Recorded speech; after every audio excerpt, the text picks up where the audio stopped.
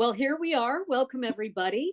We're delighted to have Hank Ickes joining us and his sister, Helen. Welcome. Do we have any other visitors or first-time visitors to the meeting tonight? Let me check different screens. No one is frantically waving at me, so I will take that as a no. So we are just about ready to get started. Let me ask Karl to unmute. Let's see. I muted him because there was a lot of noise coming from his, wrong one, Karl. Ask to unmute. I think the command is *6 if you're on the phone.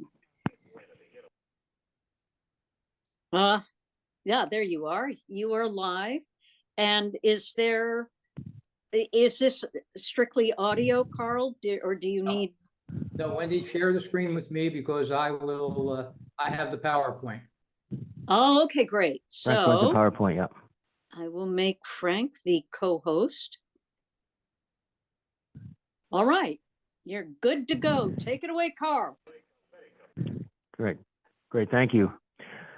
This evening, we're going to talk about Beyond Reasonable Doubt. I know what your folks are thinking, oh my God, this guy's going to put up more legal stuff on us.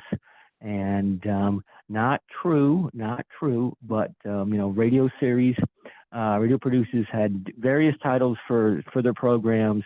And one that I found most interesting was Beyond Reasonable Doubt. Of course, it involves criminal law. And I have numerous law review articles on how to define Beyond Reasonable Doubt, but I'm not going to do it.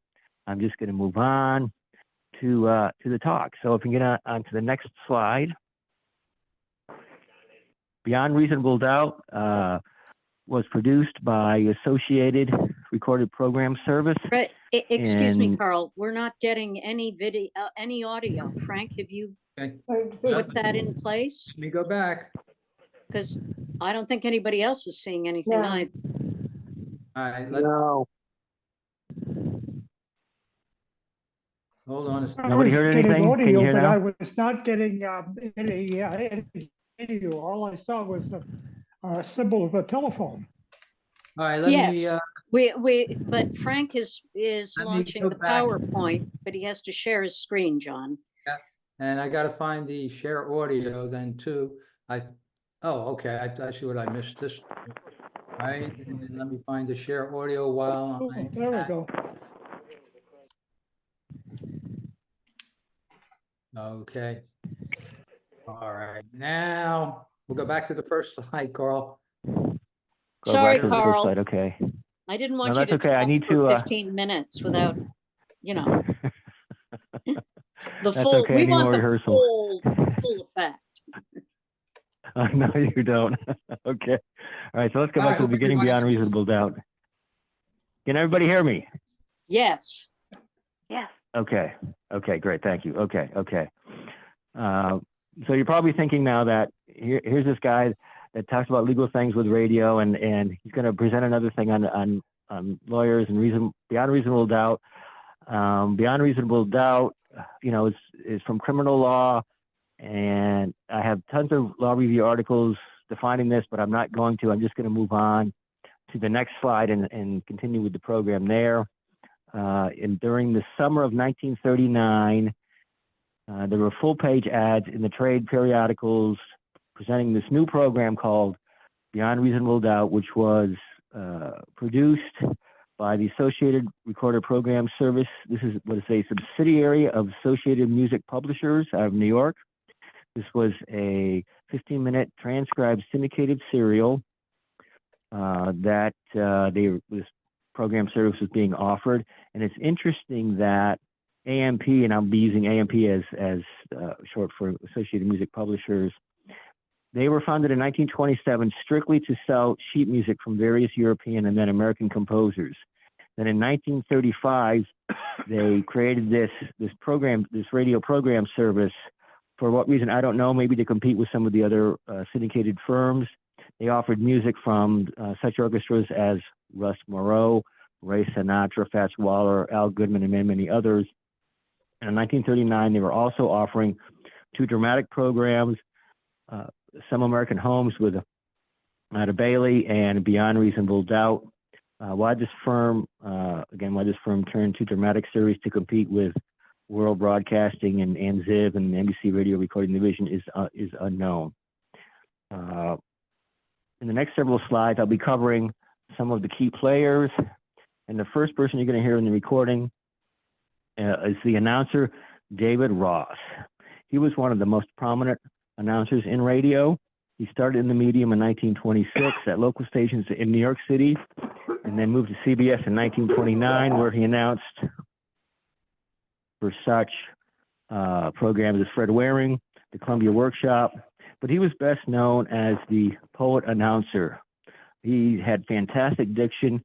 He won many announcing awards, and his programs that he worked on at CBS were Poets Gold and Words in the Night. The next person we're going to hear about is somebody who's probably familiar to many club members, William N. Robeson.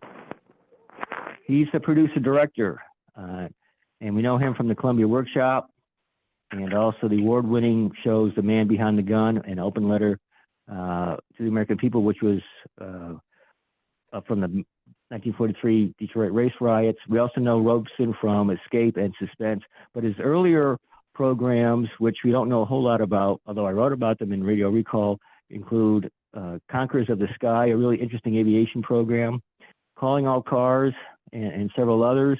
And in 1939, he was on loan from CBS to AMP to write and direct this series. Although the scripts credit the writer to the next person, Nick Dawson. Nick Dawson may be unfamiliar to many people in the audience tonight, but he was one of the most prominent actors in radio during the 1930s. His full name was George Coleman Dawson, and he was on several shows, including Dangerous Paradise, The Magic Voice, and Follow the Moon. These were dramatic serials, very prominent dramatic serials in the 1930s that co-starred LC hits. Let's see. Oh, the reason that these shows, even though these shows are known, to radio researchers, there's very few episodes of these available, and so they really haven't had the extensive research and time devoted to them as many of the others. But fortunately, we have this Beyond Reasonable Doubt, which I'm going to be presenting tonight. Now, the next person is somebody that everybody should be really familiar with, Frank Lovejoy. And there's the young Frank Lovejoy, about 1940. He plays Stephen Moore's valet. I forgot to mention Dick Dawson plays the attorney, Stephen Moore. And his valet is played by Frank Lovejoy. I'm not sure where that name came from. Cuba is his name, the character's name. Lovejoy had been on many soap operas and also dramatic shows, including Arch Operas Plays, Columbia Workshop, the Blue Theater Players with his wife Joan Banks. And of course, we know him best from later the Night Beat series. And if you're interested in learning more about Frank Lovejoy, Joe Webb, Don Ramlow, and myself, we did a Mank presentation on Frank Lovejoy a couple years ago at the Mid-Atlantic Nostalgia Convention, and that is available on YouTube. So if you're interested, just search Lovejoy and our three names in Mid-Atlantic Nostalgia Convention, and you should be able to pick that up.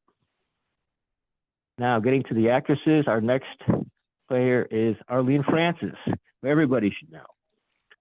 Arlene plays the heroine and also the murderous suspect, Gloria Wayne. She is best known in radio at the time from What's My Name, the quiz program. She was also starred with Carl Frank in the Betty and Bob NBC serial. She was also in Columbia Workshop, Cavalcade America, and then later in the 40s, Blind Date. But of course, we know her best as that wonderful panelist on TV's What's My Line for, approximately a quarter of a century, from the 50s into the early 1970s. And let's go on to the next slide. There are three cast members who did not appear in the episode that I'm going to play, but they are included in a lot of the promotional material. Agnes Moorehead, who really doesn't need any introduction to any of us, but as you know her, is Margot Lane, working with Orson Welles in The Shadow, the First Lady of Suspense, and of course, sorry, wrong number, and of course as Endora from TV's Bewitched. Her role in Beyond Reasonable Doubt is unknown, although she may play Anne, who is one of the lady friends of Stephen Moore, but that's to be determined. In the middle is Charlie Canner, a comedian who had been in radio for almost 2 decades by 1939. He had been in Club Car Special, Guess Who, a quiz program, Town Hall Tonight, the Kate Smith Hour. He was later in Life of Riley, and we all know him as the stooge Finnegan on Duffy's Tavern. It's possible that he plays Harry, the news reporter, in this episode, although I'm not sure. And the person on the far right, Norma Chambers, she was in Front Page Drama, Meet Miss Julia, Theater of Romance, and on Broadway she starred in Let Freedom Ring, and was also in Prelude and 200 Were Chosen. And her role in Beyond Reasonable Doubt is unknown. So let's move on to the next person, Charlie Paul. He's the organist. Of course, with a serial, you have to have an organist who plays that wonderful music. Charlie Paul is one of the most prominent organists in radio. He was on Columbia Workshop, Men Against Death, Going South, and he had his own show, as many of the organists did. Charlie Paul at the organ. He also was on the Kate Smith Noon Daytime Chats. And of course, later he would be organist for Ellery Queen, Murder at Midnight, and then move into television with such iconic soap operas as The Secret Storm and As the World Turns. And so let's turn to the next slide and have Frank cue up the audio for us. This is the episode number 1, recorded in New York in 1939, Beyond Reasonable Doubt.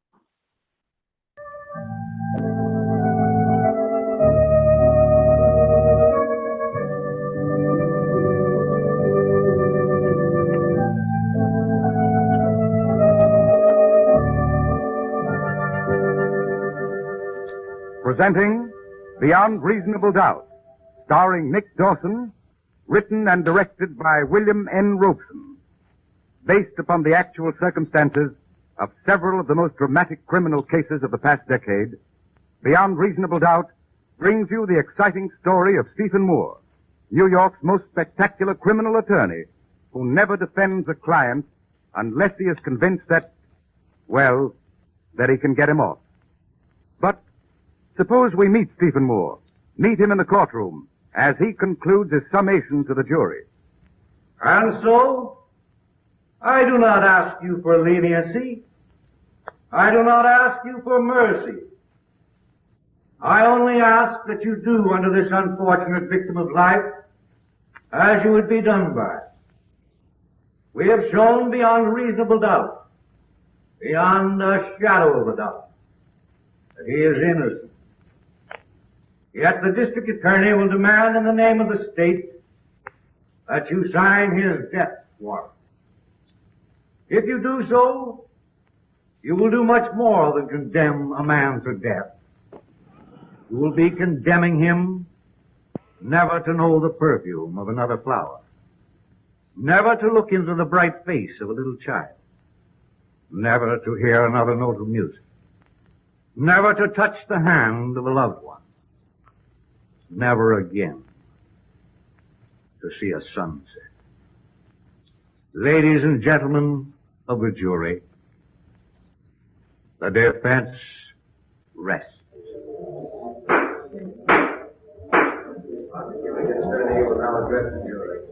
Your Honor, ladies and gentlemen of the jury. I guess you told him, huh? Oh, hello, Cuba. I thought you'd be outside of the car. Glad I stuck in if you'd tell him. Boy, can you sling words. Well, thanks, Cuba. Thanks. Where's the car? That's right around the side entrance. Hey, Steve. Oh, hello, Harry. Hiya. How's the Evening Star's most ornamental reporter? Oh, boy, is my face red. I had that plug convicted on page 1 for the last 2 weeks. Now it looks as though you're going to get him off. You can bank on it. Steve, you're not going to walk out before the DA gets through with his summation, are you? Why not? The case is in the bag. Yeah, but the DA is liable to put you in a hole. Oh, no, not John Mason. He's the most uninspired district attorney New York's had in 15 years. Boy, you got a lot of nerve. Oh, no, I just know when I've won a case. That's all. And right now, Harry, I want a highball and a nice warm bath. Guys over here, boys. You mind if I ride uptown with you, Steve? Glad to have you. Hop in. Where to, boys? Home, James. I thought you might want to drop around and see Miss Clark. No, not today, Cuba. I thought you had a date with her. I called it off. Well, I guess you know what you're doing. Kind of a chap, isn't he? Does he read your mail too, Steve? I expect so, except the big words. As a matter of fact, I wouldn't know what to do without him, though. Hey, why don't you look where you're going, you big dumb Cut it out, Cuba. You may have a fight on your hands. Well, that's okay with me. Driving a truck around in a train. Hey, look, boys, he stopped. How about it if I go back there and... Break your parole? Oh, yeah. I was forgetting. Okay, boy. Parole? Sure. You know, Cuba's an alumnus of Sing Sing. Thought you knew that. I should think he'd be somewhat of a liability. Why? Well, I don't know, Steve, but once a convict... Always a criminal, eh? That's a very unsocial attitude, Harry. Who did he kill? Oh, don't be silly. I admit his face is against him, but Cuba didn't kill anyone. At least I don't think he did. He just had a little trouble over some liquor, bootleg liquor. Framed, of course. He's innocent as a babe. Yeah, he certainly looks it. Don't you think Miss Clark's going to be disappointed if you don't drop in, boss? Probably. She's an awful nice lady. She is indeed, but we won't stop today, Cuba. Okay. Now, what's on your mind, Harry? What do you mean? Oh, nothing, except that... well, reporters don't usually ask me for a lift just for a ride. Well, as a matter of fact, I have an assignment. City editor wants me to get a statement. Statement? About what? About the disbarment proceedings. Whose disbarment? Yours. Mine? Sure. We got a report that the Bar Association is going to try to give you the bounce. What about it? Well, how should I know? If they're really gunning for me, you wouldn't expect them to tell me, would you? Well, no. Did your city editor hear what the charges are? There's plenty of charges. They range all the way from fixing juries to kidnapping a witness in the Fordham case. That sounds like our esteemed district attorney, Mr. John Mason. Yeah. I guess you win too many cases from him. I'm afraid the score is a little one-sided. Well, you got a statement to make? Yes. Yes, Harry. You tell your city editor that the highball we were about to have at my apartment was very refreshing. Now, come in, Harry. Make yourself at home. Holy smoke. Those thugs you defend must cough up plenty to keep in a joint like this. Some do, some don't. What do you drink? Oh, I don't know. Scotch and plain water, I guess. 2 scotch and water, Cuba. And we got the water. That runs out of the tap. But we ain't got no scotch. What are you talking about? There was some delivered last night. Yeah, but that was last night. There ain't none now. Yes, there is. You'll find a bottle in the closet in my dressing room. Oh, I get it. You've been holding out on me, eh? Chummy mug, isn't it? Yeah, but I get a kick out of it. He's the salt of the earth. He'd do anything for me. Yeah, anything is right. I wouldn't trust that bird. Well, suppose we skip Cuba. I'm really interested in what you were saying about the charges in the Fordham case. Ah. Well, according to our information, the Bar Association will claim that you kidnapped the key witness. Ah, that's nonsense. Can I help it if the prosecution can't find their own witnesses? Well, I'm just telling you what I heard. Here's your scotch, boss. And in case you don't know it, there's a dame in your room. What? A dame in your room. Is you expecting somebody? Who is she? Don't ask me. I never seen her before. She can move in any time she wants to. Here she comes. Well, good afternoon. Well, good afternoon, Mr. Moore. I didn't know you had company. I hope I'm not intruding. Oh, why, no. Oh, no, of course not. Not door. Cuba, take the lady's coat. Oh, that's all right. I can only stay a minute. You see, Take the coat, Cuba. Right, boss. Thank you. Take it into the bedroom. Okay. Perhaps you forgot asking me to come today? Why, no, I remember perfectly. Oh, I beg your pardon. Let me present Mr. Thomas of the Evening Star. Oh, a newspaper man. How exciting. I've always thought a reporter's life must be perfectly fascinating. Yeah, it's swell. No sleep, no dough, no... What did you say the lady's name was, Steve? I didn't say. Harry, I wonder if you'll excuse me. I'm awfully sorry, but... You see, I forgot all about this engagement. Sure. I understand how it is, Steve. I'll give you a ring later. You do that, Harry. Say about 8 o'clock. Right. Long. So long. Now, what's this all about? Who are you? How did you get in The here? janitor. Oh, I'm awfully sorry, but I had to see you. You've got to help me. It's awful. Now, you better save those tears for the jury, The sister. jewelry. You didn't come here unless you were in a jam. Why didn't you have sense enough to ditch that coat? What's your Oh, name? stop it. Stop asking questions. What's the matter with my coat? Oh, nothing much. Nothing at all, except that the skirt's covered with blood. Oh, Cuba, get the brandy. You don't have to holler, Ports. I'm way ahead of you. Hey, Say what Port's her lips so. Hey, port in her mouth. okay, boss. Well, she's out like a light, ain't she? That's enough, Cuba. Here, give me a hand. We'll get her on the couch. Okay. All right. There. All right, take it easy. You'll be all right in a minute. Beat it, Cuba. Okay. oh, what am I going to do? What am I going to do? Well, let's hear what you've already done, then maybe I can tell I you. haven't done anything. I didn't do it. I just walked in and found him there. I didn't do it. Come on, baby. Snap out of it. But I didn't do it. Please don't let them take me. I didn't do it. Oh, won't you try to I understand? hate to Mr. do Moore? this, sister, but I it's didn't have awfully anything good to for do what with ails it. you. Oh, Well, now pull yourself together. what? I'm sorry. All right, if you want me to help you, you've got to make sense. And the faster, the better. You seem to forget that this is the first time in my life I've laid eyes on you, and I haven't the slightest idea yet what this is all about. Yes, of course. I'm sorry I got so upset. I'll tell you. All right, start talking. Do you have to be so brutal? This isn't a social call. What's your name? Do you have to know that? Ah, we're just wasting time. You'd better go down and turn yourself over to the police. Oh. Of course, they won't be so familiar. Police? But no, I didn't do it. Easy, sister. Take it easy. What's your name? Wayne. Lawyer Wayne. Why did you come to me? Because I've heard that you're the greatest lawyer in New York. That's right. Now, whose body are they going to find? Rex Hilton. Rex Hilton, public playboy number 1. He's dead. How do you know? I saw him, so I know he's dead. He's lying on the floor in his penthouse. Why did you kill him, Miss Wayne? I didn't do it, I tell you. I didn't do it. Then how did the blood get on your Oh, coat? please don't ask me so many questions. These are questions the prosecuting attorney will ask you when you go on trial for murder. No. Yes. So you didn't kill her. No. What were you doing in Rex Hilton's penthouse when he was murdered? I wasn't there. That is, I was in the next room. Now, that's better. You know, you should tell the truth when you're talking to a lawyer. So you were in the next room. Yes. You heard the sound of a shot and you rushed into Hilton's room. He wasn't shot. He was dead. Well, how colorful. Stabbed with a Moorish paper knife, I suppose.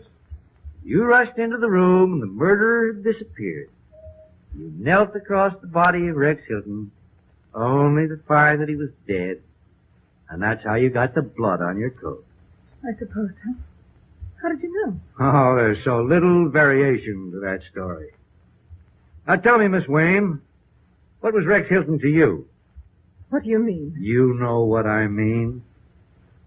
Let's be honest, were you one of his girlfriends? Certainly not. If you don't mind, I'll go now. You haven't told me how the blood got on your coat. You seem to know all the answers. The truth is, I don't know how. Didn't even know it was there until you told me. I can't help you if you lie. I'm not lying. I can see I made a mistake coming to you. Will you get me my coat, please? Wait just a minute. Hello? Oh. Okay, thanks, pal. What? Yes? The guy downstairs says Captain Swanson of the homicide squad's on his way up.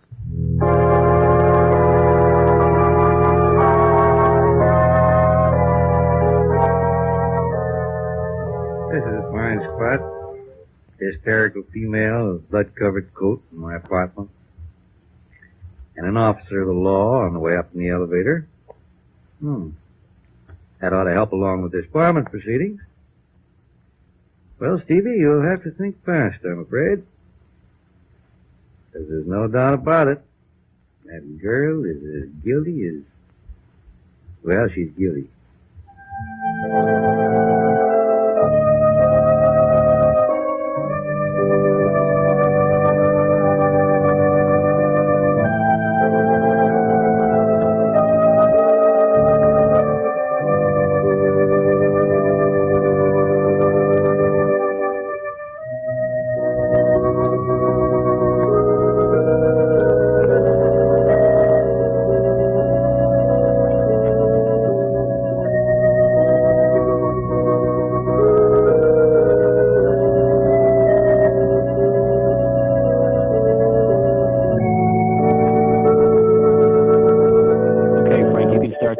Fade that down. Okay, thanks, Frank. As an open-ended transcribed series, there's no commercials in the in that particular recording. But if you go on to the next slide, I found several interesting ads. One on the left is from Texas. Dunkin' Coffee was sponsoring Beyond Reasonable Doubt on several stations in Texas, promoting Admiration Coffee. And another regional sponsor was the chemical company on the NBC Blue Pacific Network, and also a station in Hawaii. And on the right is an ad from KSD in St. Louis. They aired the program in the evening, whereas the Dunkin' Coffee folks had it in the morning. So one of the interesting things about the serial was that it could be aired almost at any time during the week, and it was specifically made for 3 times a week. But St. Louis folks were airing it only on Monday and Friday. Their sponsor was the Roosevelt Federal Savings and Loan, and I'm sure 40 years later they could have used even more because they were involved with the savings and loan debacle of the 1980s. So we'll move on to the next sponsor. WHIO, local station, Dayton, Ohio. Their advertiser was Certified Bread, made by the Certified Bread Bakery. Very interesting place. Yep. They aired it Tuesday, Thursday, Saturday, which, again, an interesting time every other day at 9:30 a.m. And they really had the best ads. There's several of these. And that's an interesting caricature of Nick Dawson as Stephen Moore. She's guilty of murder, but I'll get her off. They had several ads in the series, and I could have devoted the entire talk to those ads. So I thought that was very interesting. They did a really good promotion on WHIO. They started the program about a year later in April of 1940 and ran it until into the late 1940s. How about critique of the program in the next slide? It was interesting. There was a review from San Antonio, one of the Texas stations, quoting, "The program is a bit different from most serials in that Dick Dawson explains the preceding chapter and leads right into the present dramatic bit." This was kind of unusual for serials at that time. The announcer usually did the recapping, but of course, once we got to Johnny Dollar during the 5-part series in 55, 56, we were always interested in what Bob Bailey had to say as he opened each of his episodes. Several years ago, this program was reviewed on Steve Lewis's blog, Mystery File. If you're a mystery person, as I am, you want to check out this file, it's mysteryfile.com/blog. And several years ago, the late Michael Schock reviewed this program, and there's a very interesting discussion about radio, defense attorneys, and Beyond Reasonable Doubt, and the thought that perhaps the program Beyond Reasonable Doubt was to take advantage of the recent publishing of the Perry Mason novels by Earl Stanley Gardner. I'm really not sure, but I mean, if you wanted to check that out, I think you'd be interested in that. And I'm also interested in anybody who had heard of this program. The one thing I didn't really like about the program was the music by Charles Paul. To me, it seemed just kind of weak and not strong enough or authoritative enough. Perhaps if he did something reminiscent of the Perry Mason TV series, it would have been a lot more forceful. And then in closing, on the next slide, here we are. I want to thank Frank Morgan for his help with the presentation, John Abbott for the audio help, and the staff of the Library of Congress Manuscript Division, as the scripts that I reviewed came from the Copyright Drama Deposit Collection. And of course, I had to mention copyright. There's no way I can get away without mentioning copyright in any of my presentations. So I'm opening up to any questions. I'd like to hear from the audience, especially if you've heard or not heard of this program. Thank you very much. Thank you very much, Karl. That was really wonderful, and I enjoyed it. I'd never heard of the show, so, but I really appreciate knowing more about it now. Frank, do you want to stop sharing the screen? Yes. Yep, I can do that.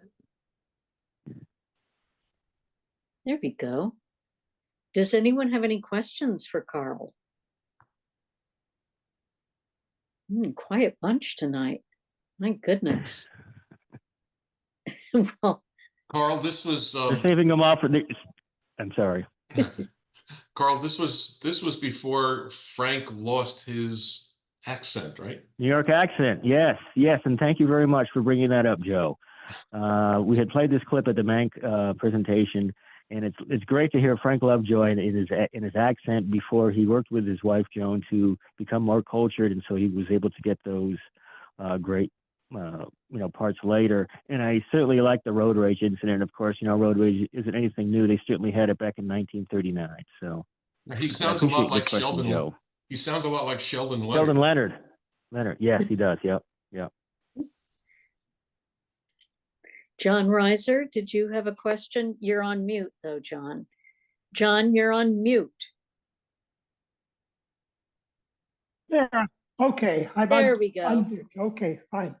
Yes. Oh, well, the only other program that I know of that deals with a defense attorney is the McCambridge woman who was the defense lawyer that worked on impossible cases. But I just wondered, are there any other programs that you are aware of that deal with defense attorneys? Now we have Mr. District Attorney, which really he's not the act as an attorney, but more as a detective, and that he is an attorney in most of the programs. But I'm just wondering if there are any other programs that deal with defense attorneys. I think there was in 1938 attorney at law. Might have been a summer replacement for thinking Fibber McGee and Molly, but that's an excellent question. I should have looked into that more. So I'll just have to maybe if it's a 15-minute program and I can find an episode, we'll present it as a future the first 15. And that's the only one that I would know of. Okay, thank you. Karl, what about Certainly. Wayne, you have your hand up. As a musician, as an organist, I have to concur. I was not impressed at all with Mr. Paul's organ playing. It was pretty pathetic. Yes. Unfortunately, I love Murder at Midnight, and if you're familiar with Murder at Midnight, dum dum dum dum. I mean, it's great pounding. It's scary. It's scare the crap out of you, but it's great. But this is weak. I don't know if he wasn't getting paid enough, or they just came in and recorded it and he left. I don't know, but yeah, I was disappointed, because he was a great organist, one of the top organists in radio, and then later in TV. So hey, we can't have all great performances. So yeah, got to give him a break maybe. But yeah, I agree. Yeah. I have another brief comment to make. You mentioned the organist, theater organist. Well, believe it or not, my mother was a theater organist in Chicago. And I think one of the famous other organists in the 1920s and the early 30s was Rosa Rio. And my mother's name was Marie Roselle. And she played the organ at the Rialto Theater and the Chicago Theater, at WJR, WLS, and I think WAQ in Chicago, because all of the theaters at that time, or all of the radio stations, had pipe organs. Yes. And they used music for fill because the Petrillo's control over the union musicians, they couldn't play records, so they always had to use live musicians for fill. And so my mother was one of those theater organists from Chicago. Yeah. Some Well- years ago, I had met Rosa Rio and her husband when they lived in Connecticut before they moved to Florida. And then she became basically the house organist at the Tampa Theater. Yeah. And Rosa Rio was over 100 years old when she passed away. She was quite a remarkable woman organist. Well, I had a think she chance and to my meet- mother were friends. Someone else has their hand up, 623-600-8089. That's me, Joni Leonard. Hi, Joni, how are you? Hi. Oh, fine, thank you, Wendy. Do we know who played the woman? Because it seemed to me that not her entire, I mean, Mercedes McCambridge was so good, and it sounded quite a bit like her, although it didn't have the, I don't know what you call it, the lower register or something like that.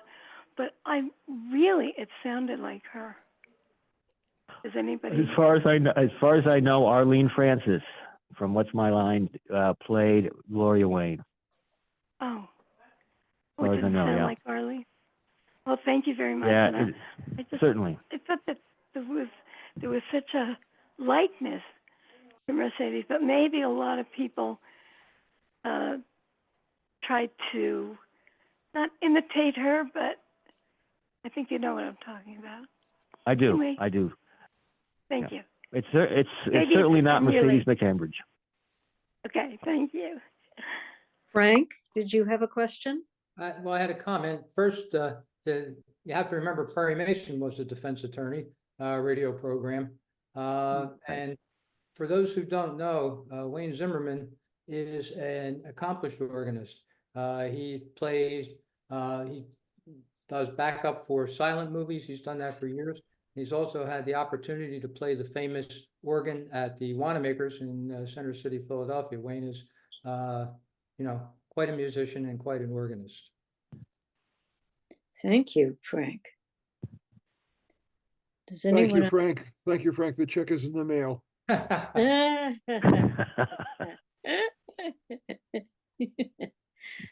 Any other questions or curiosities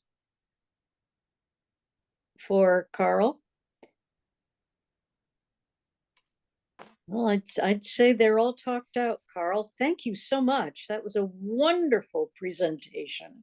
It was really delightful. Thank you. I'm sure Frank was really appreciative of having to do the first 15 again. He's had a long uninterrupted run of those for a while. So Yes, well, I've got some interesting things coming up. So outstanding. Well, we'll look forward to it. Thank you so much. right on. My pleasure. Yep. So now we're at that happy time when we read the questions to the quiz. And I will launch the quiz for us. And I don't think I'm going to be anywhere near as good as Sally, but I will do my best. So this is, did you hear the one about the blonde? So does everyone have their paper and pencils ready? I mean, I know I'm not a school teacher, so I don't have quite that touch. But if you're going to take it on the screen, that's great. You just tap the question you want, and some of you will probably go quicker than I do to answer questions or answer the question. So are we all ready? All right. Well, I'm not seeing any people shrieking in terror. So here goes. Question 1. After a walk in the Garden of Eden with Don and Michi on the Chase and Sanborn Hour, this blonde was banned from radio for years and took her career in another direction. Who was she? A. May North. B, May East. C, May South. D, May West. Question 1, after a walk in the Garden of Eden with Don Amici on the Chase and Sanborn Hour, this blonde was banned from radio for years and took her career in another direction. Who was she? Question number 2. This blonde performed her hit movie role as Maisie on the Lux Radio Theater, did a series of Maisie movies, and then had a long run on the radio program also titled Maisie. Who was she? A, Ginger Rogers. B, Ann Sothern. C, Vivian Blaine. D, Gloria McMillan.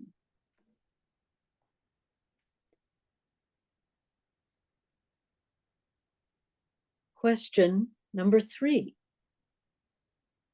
This blonde singer appeared on the Bob Hope Show and traveled all over the world with him to entertain our troops. Who was she?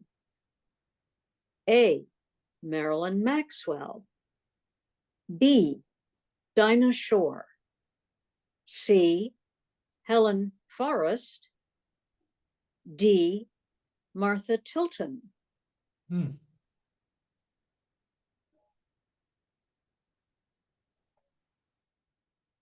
Question number 4. This blonde sang and brought laughs on Dreamtime in sketches bickering with Don Amici. Who was she? A, Margaret Whiting. B, Frances Langford. C, Doris Day. D, Marion Beeks.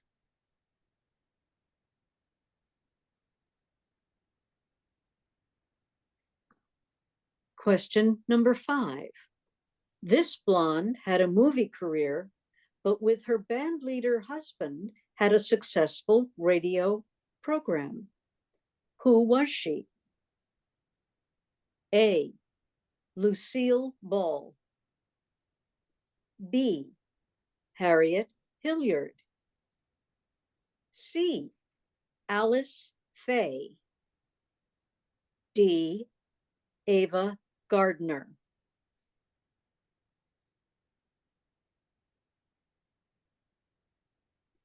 Question number 6. This blonde was married to a Hollywood legend, Clark Gable, at the time of her tragic death.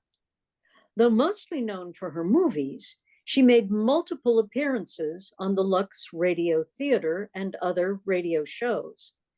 But which of the following Hollywood legends and off-time radio performer was Carol Lombard's first husband? A, Charles Boyer. B, Leslie Howard. C, William Powell. D, Gregory Peck.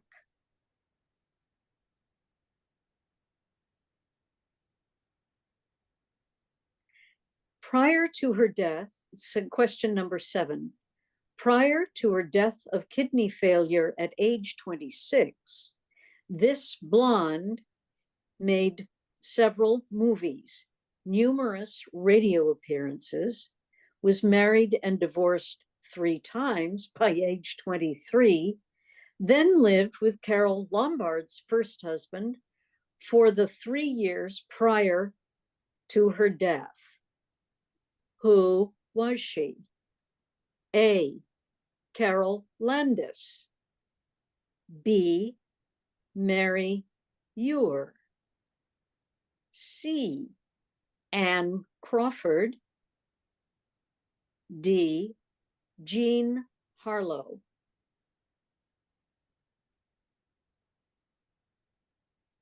Question number 8. Sometimes blonde Julie London didn't have to throw out a dragnet to become this radio star's first wife. Who was he? A. Ben Alexander. B. Ken McCord. C. Jack Webb. D. Barton Yarborough.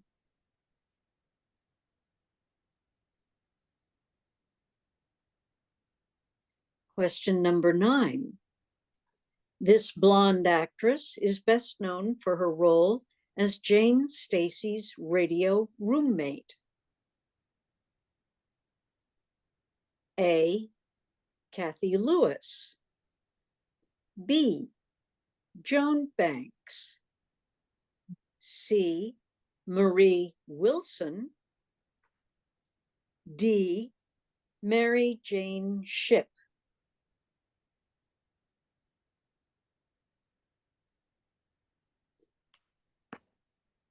Last question, number 10. This blonde actress was so short, she made Alan Ladd look tall in their movie scenes together. Her tearful speech in So Proudly We Hail on the Lux Radio Theater was extraordinarily moving. Who was she? A. Penny Singleton. B. Veronica Lake. C. Lorene Tuttle. D. Shirley Mitchell.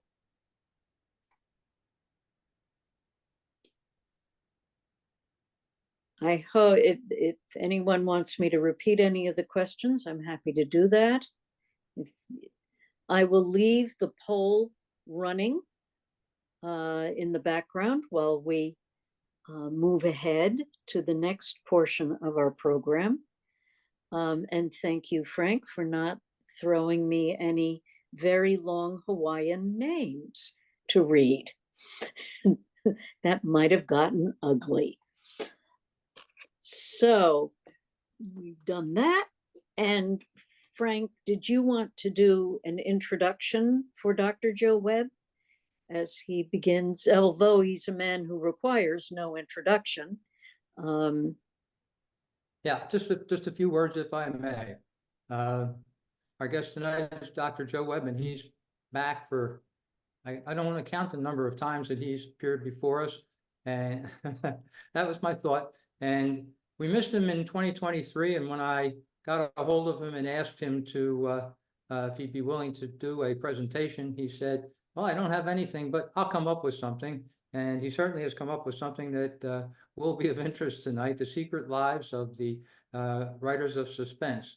Dr. Joe is a member of the Old Time Radio Researchers, and if you follow him at all on Facebook, you can get an episode of Suspense almost every day, along with a little description of it. And of course, he gave us his talk on Theater 5, and he's just a knowledgeable guy. And Joe, we're happy to have you with us again tonight. Thank you. Glad to be here. So you have to surrender your screen. I will give you the keys to the kingdom, Dr. Joe. All right, you can now share screens and, mess things up if you wish. Okay, I gotta figure this out. Share screen. There we go. Hey. Yay. But you see, there we go. All right, good. Perfect. Well, that's almost a good start. This topic started to come up as we've been doing a show-by-show analysis and the research on suspense as part of the Suspense project, which Frank mentioned. We post a suspense episode in much improved sound quality and lossless format every day. Most of the time. We've been pretty good lately.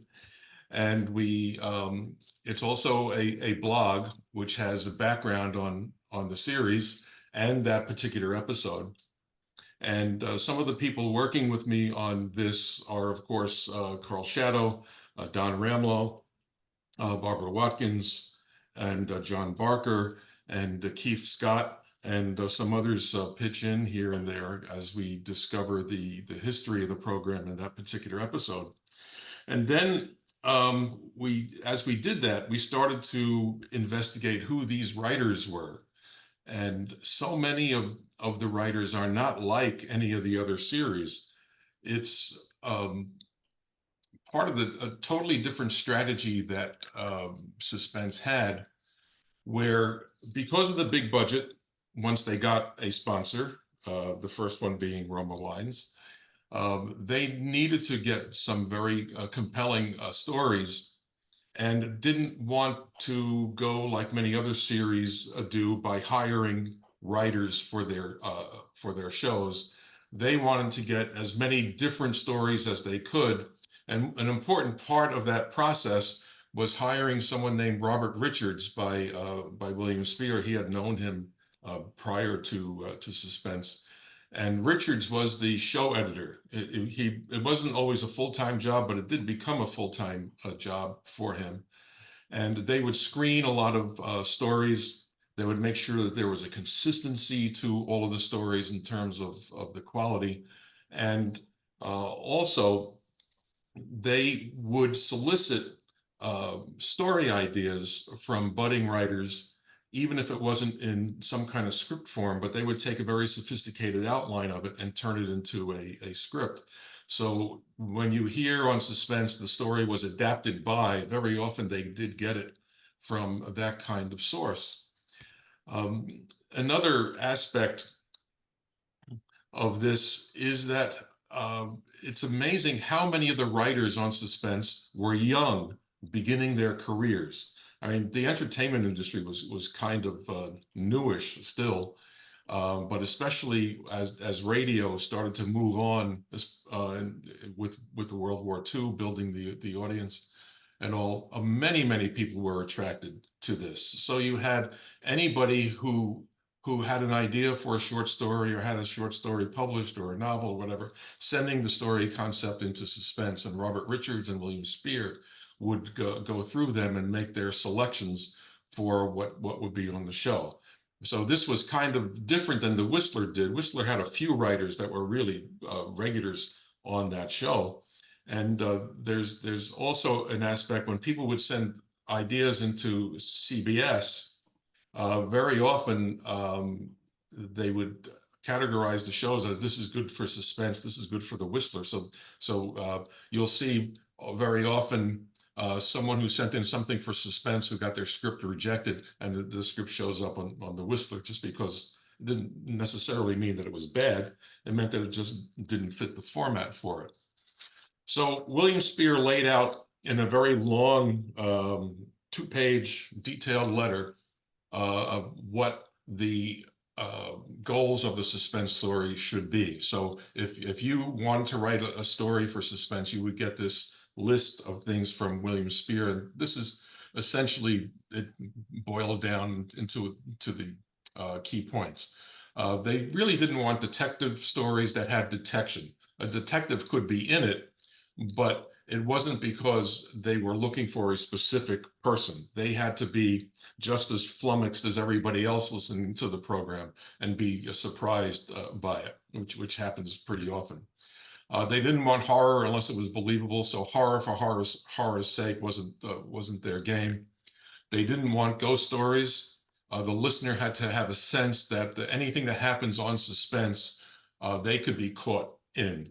So a writer like Cornell Woolrich, where somebody does something almost innocent and then the world goes out of control for them, it has to have that kind of reality to it. They didn't like bad endings for innocent people. So does that mean that he would have normally rejected Sorry, Wrong Number? Could have. He violated the rules pretty often if the script was really interesting enough. They wanted the guilty party to get caught, but they preferred the stories where a guilty party was caught because of something that they really messed up, not because some detective found them to do it. And of course, they wanted a star role for the big Hollywood star that would make people want to listen. So the combination of the stars, the good story, and the production.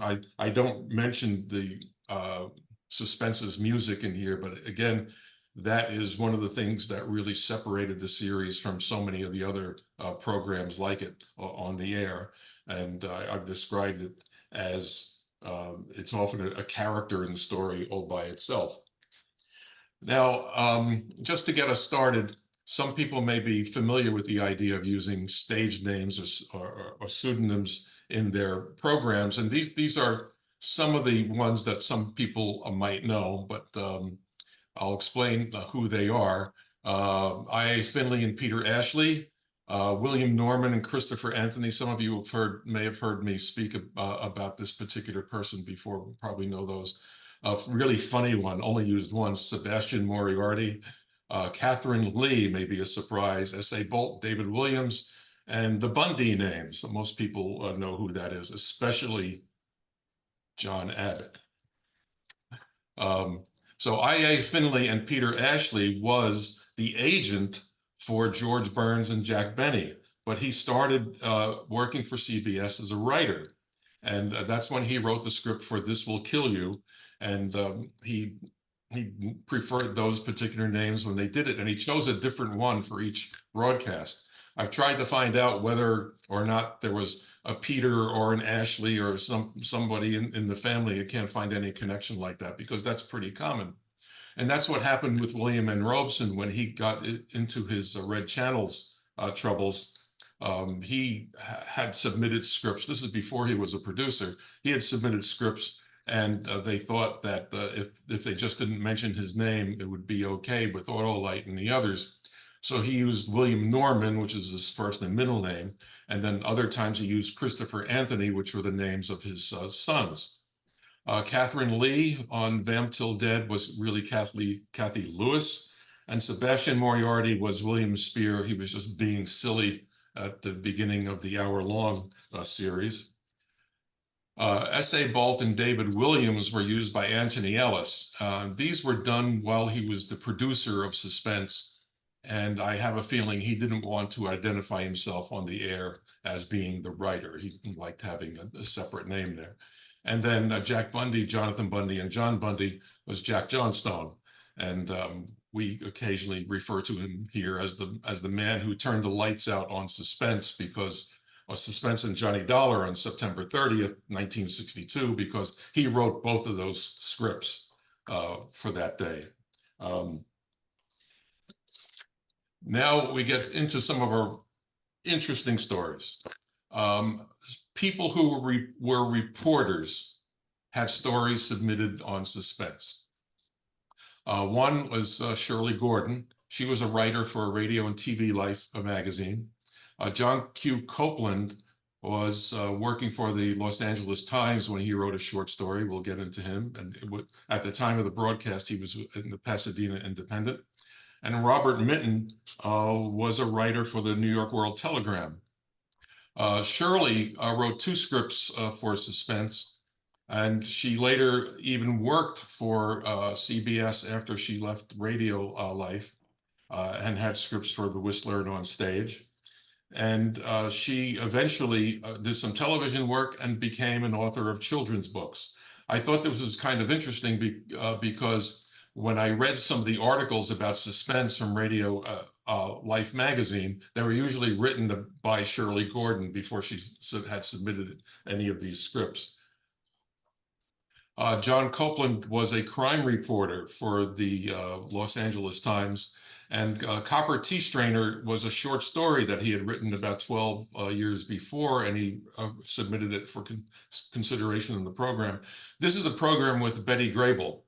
And a lot of pre-show criticism of Betty Grable started that she wasn't really qualified to be on radio and all that. And she delivers a really magnificent performance on the show. If you haven't heard it in a while, it's good to listen to. And just a reminder, you can go to the blog and you can find it because we wrote about this show a few weeks ago and has links to the really nice sounding copy of this. A really good sounding copy of this hasn't been around for a long time, and we were able to get one. Robert Minton was a book reviewer when he got out of college, but he also won a MGM script writing contest and had a year in Hollywood as an intern doing that. He eventually left all of this and started to work for Radio Free Europe, published a newspaper, and became a PR director for Boston University. Double Entry is a very good and very lighthearted story. If you haven't heard it in a while, the 1949 one is the one with Eddie Cantor, and the 1945 one is with Ewan Cronin. They're both very, very good performances there. One thing I want to mention, because they're writers, it's really hard to find pictures of them. You can find pictures of all the stars you want, and but it's in the 1940s. Photographs were expensive to reproduce and took up a lot of space. And who wants to read about writers anyway? So you're not going to see many pictures of writers here, but we have one who did get in trouble with the law. Who we have one. Some CBS employees submitted scripts for the series. Some of them went on to do some really big things. Larry Roman wrote Uncle Henry's Rosebush, which I don't think it's all that great an episode, but it was his first script accepted by a network program. He was a page at the Al Jolson show. There's another person who became a page who's coming up. And for radio, he's best known for Rocky Jordan. If you've ever listened to the Rocky Jordan shows, these are really good scripts. And Jeff Regan has some really good writing, but normally that's associated with E. Jack Newman for many of the better shows. He started to make some moves in the movie business with Kiss Before Dying with Robert Wagner in 1956, and has some other movies you may recognize there. So he had a very, very good career once he got started in radio. Ernest Martin was an usher at KNX. KNX was the radio station where CBS, all the CBS productions were done in Los Angeles. And he worked his way up the organization and became a head of network programming by 1946. So when he submitted the Palmer Method, which is the program with Ed Gardner, which is a funny show, and because of the way Ed acted, it wasn't neither show. He did an East and a West, and there are a lot of differences. Just to put it that way.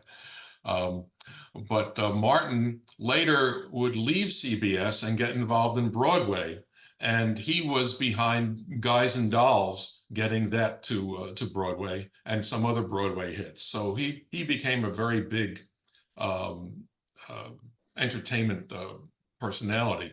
In the picture, you see Norman Corwin, William Robeson, Donald Thornburg, who is not a performer, and then to right you see Mr. Martin. So he became a real big shot with some of those plays that he had. And he started as a page and an usher. Leslie Raditz, those of you who were big TV Guide fans in the 1960s and 70s, probably the name is familiar. And he wrote the story with Edward G. Robinson. And as far as we can tell, it's his only known performed or broadcast script. He was a publicity person. He worked at NBC and CBS, and he stayed as a writer for TV Guide and Variety. So, but the name is familiar to those of us who used to devour TV Guide every time it was in the mail. This is a good time to bring up his name. The last name Raditz is not a common name, and so when you go in a lot of industry directories, they, not knowing him, they spell it phonetically, and so you'll see it as Raddis or something like that. We've gotten pretty good at deciphering these kinds of things. So if you go to, for instance, Radio Gold Index, and you look up Leslie Raditz, you won't find him. But if you look it up spelled phonetically, you will, as you will for some of the others. Robert Jorn was on worked for a lot of parts of CBS, not a really high profile position, but he did have 3 programs. Flesh Peddler is known because it's a DeForest Kelley presentation. He was also involved in CBS Radio Mystery Theater doing 30 scripts, so he still really enjoyed writing for radio. And then when he retired, it appears that he also started to write children's books. I wonder if he knew Shirley Gordon. I don't think so. David Reel was also in the background of a lot of CBS productions. When CBS started a film production business that some in the industry claimed they were only making films to fill time on their TV stations. But if you look at the list of films that were done by Center Films under CBS, some of them are pretty famous. He was in production in a lot of different roles, both in Hollywood and also appears in Washington, D.C. He wrote the show A Good Neighbor. Now we get into some more professional folks who were on the publishing side. These were people most of whom started their career as writers of short stories. There were so many pulp magazines that you find on the newsstands of all kinds of different mysteries, westerns, romance, and all that. And they were writing for all of them. Mindret Lord changed his name from Mindret Loeb because if you remember the Loeb killers in Chicago, he didn't want his name associated with that.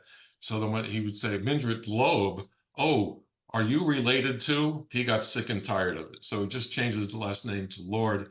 He wrote I Had an Alibi, which is a good show, and Wreck of the Old 97, which is the first of the Suspense musicals.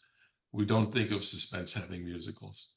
And they should have stopped with that one. That's a good one. That's with Frank Lovejoy without his Sheldon Leonard accent, built on the folk song, and it's done extremely well. Lord was writing plays in the 1930s and wrote an incredible amount of short stories, but unfortunately he left us at age 52, as you see on the slide. James P. Keene, that's the name of William Everett Cook, who was writing under the James Keene for many of the Western books that he wrote. He's another young one. He was 25 at the time that his story, The One Who Got Away, is produced on Suspense. So it could have been because the pay was too low for a lot of the more established writers to even try writing for radio, but many of them, if you were a young writer and you got on Suspense and you could point at that as, as being really important because you got through Robert Richards, you got through William Spear, and you had a big star in your story, that's a big deal to get some attention of a publisher. He was a very prolific writer, had a very good career. Bruce Cassidy, I'm sure I messed that up almost every day. They messed up his spelling all the time. Here's another one. They always want to make it Cassidy. It's Cassidy. The Strange Death of Gordon Fitzroy. He was 26 when this started, but he was a writer for many of the more daytime-ish shows like Grand Marquis and Grand Central Station. And I was describing the Suspense writing situation to someone as Suspense is like Grand Central Station. If you remember that line about all the different lives that cross in Grand Central Station, there are so many different writers who went on to have either very successful or very tragic careers or very wonderful lives or very disappointing. It's such a mix of people. It's fascinating. This guy just loved to write. When he wasn't writing, he was editing or publishing. He was always busy. And it was in all different kinds of things, whether he's writing about spies or doctors or science fiction or nonfiction. It was pretty amazing career that he had just in terms of how prolific he was. And then there are the surprises. John Suter was a chemist, so he's working in the lab writing mystery stories. I hope his bosses didn't notice. Donald Paul Nathanson, you're going to be surprised at some of the things that he was involved in. Virginia Voland, who wrote 1960s suspense script, and Walter Bizarre, one of the more interesting and better stories for the series. John Suter worked for Union Carbide. If you remember Ever Ready Batteries, you'll remember Union Carbide, very, very big company. His story, Short Order, is one of the more striking stories of suspense. If you haven't heard it recently, Joe Kearns has an incredible performance. Gerald Moore makes one of those few appearances on the series. And it's somewhat terrifying thinking about the plot line, about someone just scaring an owner into selling their diner so they could get it. Fragile Content's Death is one of my favorite programs as well. So those are the only two that John Suter wrote. But he was writing radio plays in the 1930s, and he stayed employed at Union Carbide as he's writing short stories and novels and plays. He didn't get past writing scripts until the mid-1950s when he finally got his first short story published. And then he had a number of novels, especially after he retired in the 1970s, find sales. Donald Paul Nathanson, this is interesting. This is the program, A Guy Gets Lonely. Again, Joe Kearns is great in this one. Nathanson was 30 years old when he was an advertising executive and wrote this particular story. But he was 25 years old when he founded a publication that would be sold to radio stations for them to give to their customers, which was kind of innovative at the time. It's called Radio Showmanship Magazine. And if you want to take a look at some of those, you can go to worldradiohistory.com. I think they have a complete catalog of that in PDF form, where it would explain to the stations how to sell programming.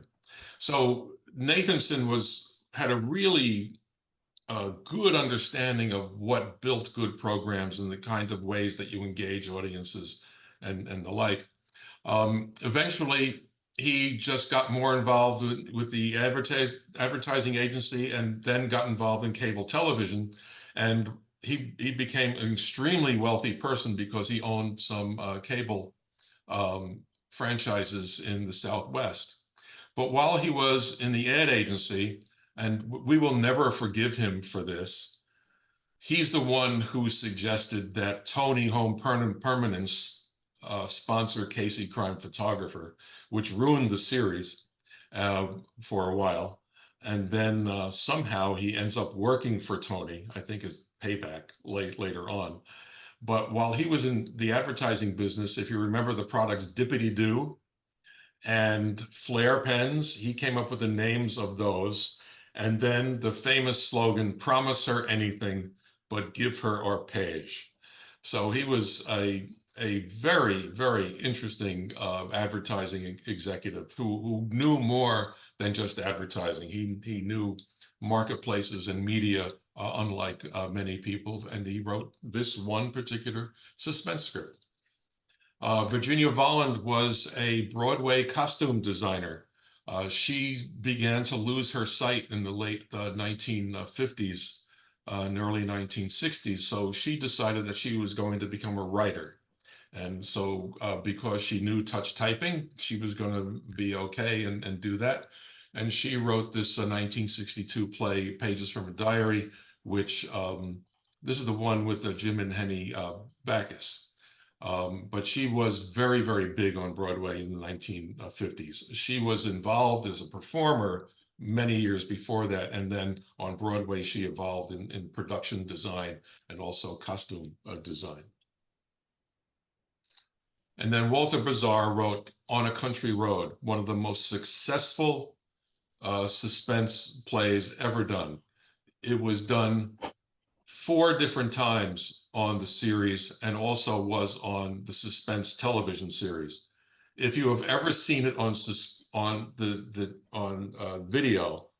That one has Mildred Natwick and John Forsythe. And you know that On a Country Road takes place on a rainy, foggy night, right? So because they couldn't fit the camera to give them the profile in the car, they are actually driving around in a convertible. It's in the studio, of course, and they're spraying water at them in a convertible in the rain, because television production was so primitive at that time. I always thought that was very funny. He was a graduate student at Columbia University Journalism School while he wrote this. I don't think he ever wrote anything again for radio, but he became a very well-known reporter for the New York Journal American, especially for government policy and science, mainly as it related to the space program. So you will find articles by him in that. And then he kind of disappears in the early 1960s. I can't find out what happened to him after that time, but this is one of the most favorite Suspense episodes, and he did it. We had 3 people as who became screenwriters after being on Suspense. Well, one of them was after their film career. Maurice Zimm wrote the story behind Creature from the Black Lagoon, but he was a writer for Murder by Experts and some of the other shows like Family Theater. And then he got more involved in films and also some television, like Perry Mason. So this was, you won't find a movie poster with his name on it, but if you research the history of the film, he was involved in writing the story that became the screenplay. Marion Orth was actually a film pioneer.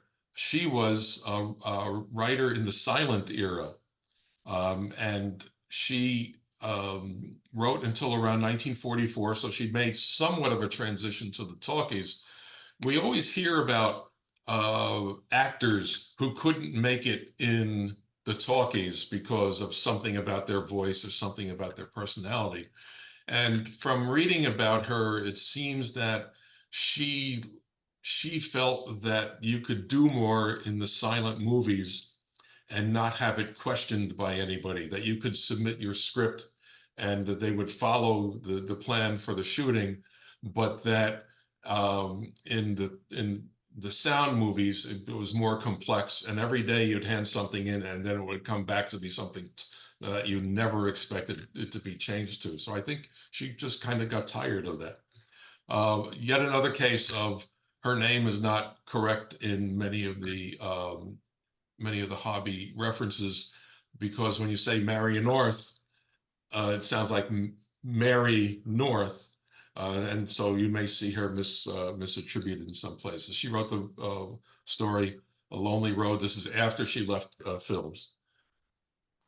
Fred Freiberger, those of you who are fans of the original Star Trek, you know that he is blamed for the decline of Star Trek in the 3rd season, when Gene Roddenberry threw up his hands and said, "I hate dealing with all these people at NBC." Freiberger had interviewed to be the producer of Star Trek before the show even hit the air. So they just called him in and said, "Hey, you interviewed pretty well, come on in." He also gets blamed for the 2nd season of Space 1999, for the cancellation of the $6 Million Man, and a whole range of other things.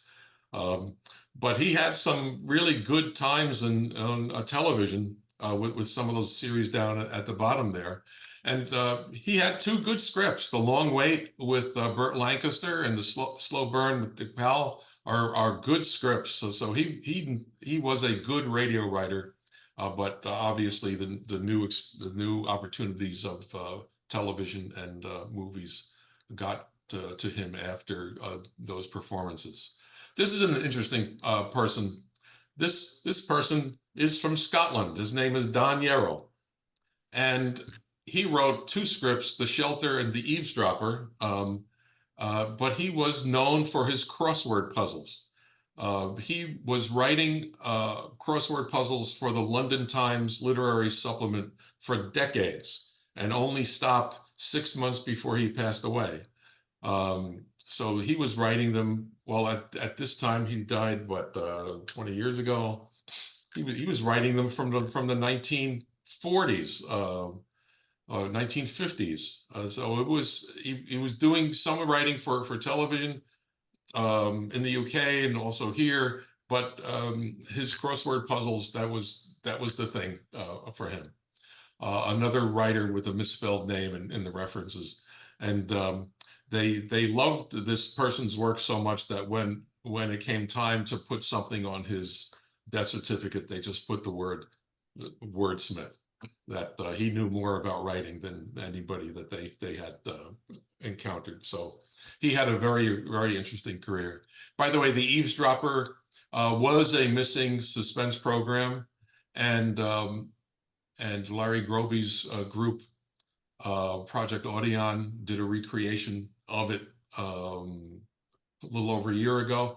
We have recently found a copy of the program in Armed Forces Radio Service program, and that will be posted on the Suspense Project blog when its time comes. And then these are the people who were related in some way to the Suspense series, who were also writers for the program. The first three of them are sound effects artists. Ross Murray was probably definitely was the most prolific of them. He was writing for Suspense for quite a while in the 1950s. Gus Bays did his own there, and Tom Hanley wrote one.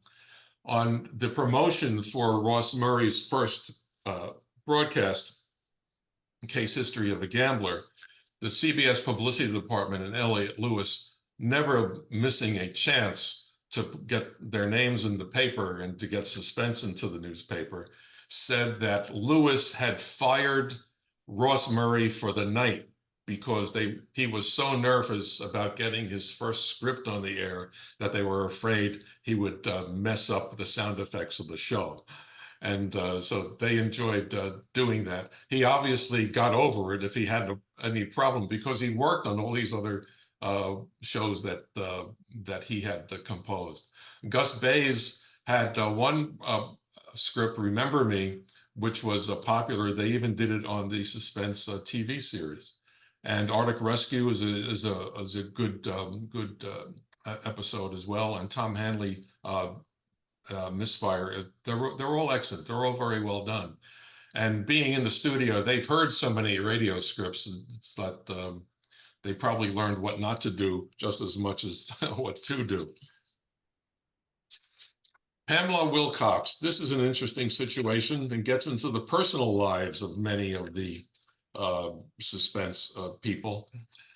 She was the daughter of a famous British film producer, and she decided to come west, although the world is round, you can go either way, come west to the United States and to become a writer in Hollywood. And she met Robert Richards. So here she is, 27 years old. She wants to make a big impression in Hollywood. She meets Robert Richards, who's known as one of the best scripters in Hollywood for his work on radio. Richards had already been divorced from Sylvia Richards a couple of years before.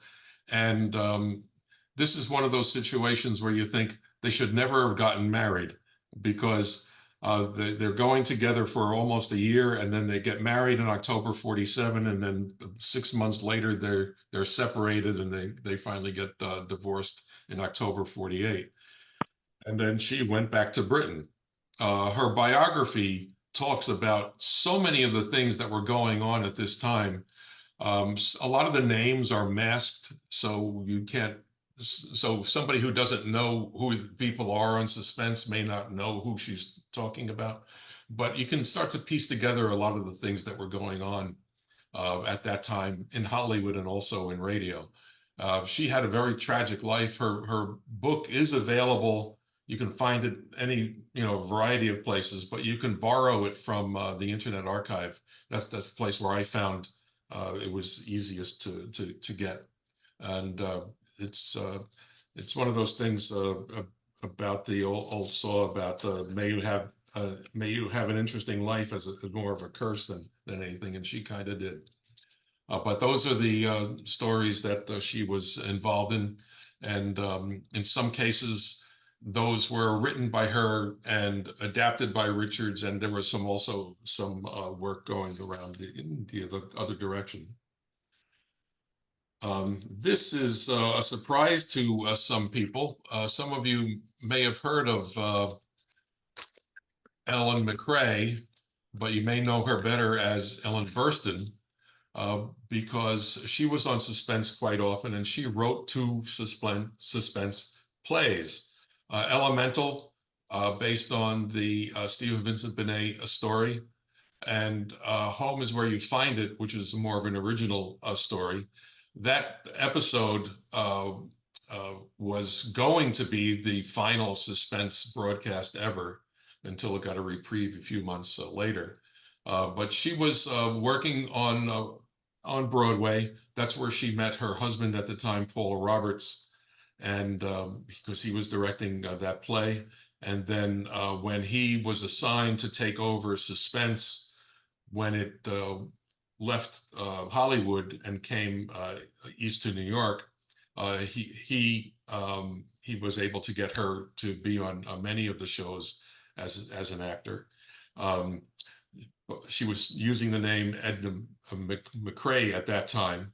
So when she wrote these scripts, she has Edna Ray, misspelled in some directories as Edna Ray, R-A-Y, because you can't tell when you're listening, and such an odd name to hear among nobody had heard it before in the scripts, the folks who were trying to put together the logs of Suspense.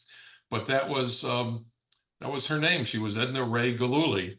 And at the time, Paul Roberts wasn't even using his name. His name was Paul Robert Botstein, and Ella McCrae, or Edna Ray Galuli Botstein, she would kid people that was her name. So the trivia question is, which two Suspense actors are among the few people to have an Oscar, an Emmy, and a Tony? And she is one of them, and the other is Thomas Mitchell.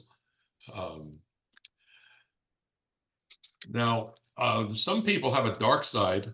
It doesn't refer to whether or not the lights are on. But I don't know if you know the name Elizabeth Heistand, but you may know something that she was involved in called the Cinnamon Bear, which she wrote with her husband. And if you know the story, A Thing of Beauty, that is a pretty tough story. A lot of people like the second one with Angela Lansbury in the starring role. But she wrote Cinnamon Bear, very successful, very nice, but Thing of Beauty is not very nice. Her family was involved in a lot of radio broadcasting. John Heistand, who I think was her uncle, was an announcer for shows like Burns and Allen. And she also was doing writing for The Whistler and some other shows. But everyone associates her with the Cinnamon Bear. Now, the reason they do that, this is the only time that she used the Heistand name on a script, so it sounded like somebody totally different. And then we have people who sell equipment, suddenly submitting a script to Suspense. Backseat Driver was written by Sally Thorson, who was a very experienced radio performer and production person who started in Chicago, moved to San Francisco, and took a job selling Sonovox production equipment, which has a special effect of, you can take the human voice and make it sound like something else. So if you remember the Bromo Seltzer ads where it sounds like a train, that's probably using that kind of equipment for it. And so she was selling this in the early 1940s to stations. And somewhere along the line, she wrote Backseat Driver, which, as we know, the first two times was performed by Jim and Marion Jordan. This is a strange one. If you know the story Experiment 6R, It's a really weird story where there is a strange hotel guest who has rats in cages in a room doing experiments, trying to create some kind of antidote for a poison or some kind of disease. And it was come up with by these two folks, Donald Stubbs and Harold Kamm. Stubbs went to University of Minnesota, which is probably where he met Kamm. And Stubbs was writing scripts and performing in a kids show in the Minneapolis area, and was known to be a pretty good writer. And eventually, he would end up teaching writing and theater in college. And Kamm was a very odd person who was known for this very free spirit that he had. And he wrote a book called How to Break into Radio. And the book, you can see it on the Internet Archive. And it's got some really interesting things in it. You get a sense of what radio was like pre-World War II and how to get opportunities in it. And then years later, Kamm gets arrested for sending obscene materials through the mail. But you can see this pattern kind of developing because he's writing for some really obscure publications, things about how much better off people would be without clothes, and how to find lots of boyfriends and how to find lots of girlfriends and stuff like this. And he takes a lot of these things and he starts creating his own little publishing company, and he gets in trouble. So he was convicted of sending obscene materials through the mail. He can't get a job. He's known as a really, really good writer who could write about all kinds of subjects. You may want to consider him a pioneer in the self-help for business category, because he wrote a lot of books about how to start a business with just $1,000 and things like that. So he had trouble getting work, so he starts writing under the name Henry Sackerman. And by the time of the late 1960s, a lot of the laws that he ran afoul of in the 1950s and early 1960s had changed, and suddenly publishers are interested in some of these avant-garde kinds of stories, and he starts making a go of it. So it's really an odd story. He never stopped being a strange man. He was known for being this countercultural figure in Minneapolis, and it's kind of a Beat Generation kind of a figure there, where he was involved with the creation of a very popular culture coffee shop for the poets and the folk musicians of the time. And so he wrote the story along with Donald W. Stubbs, and this is the only time that I can find Kamm involved in anything like this on radio. But that was Experiment 6R. If you listen to that story, I wrote about it recently. It is one of the odder suspense stories. It stars John Lund, and if you stick with it, it's actually pretty good, but it's not your typical story. And there's some very multi-talented people who got involved in suspense early in their careers, or just as a part of their career. Ann Wormser was a writer who was related to Francis Cockrell. The Cockrell family was packed with people who were writers. If you've watched Alfred Hitchcock Presents, you'll see adapted by Francis Cockrell. That was her brother. That was Ann's brother. But she was a writer of short stories, fiction, nonfiction. She was a ghostwriter, did all kinds of things. But the name here that some of you may say, I know that name, is Jess Oppenheimer, who was writing for My Favorite Husband, and then became a very key figure in I Love Lucy and all of the Lucy spin-offs.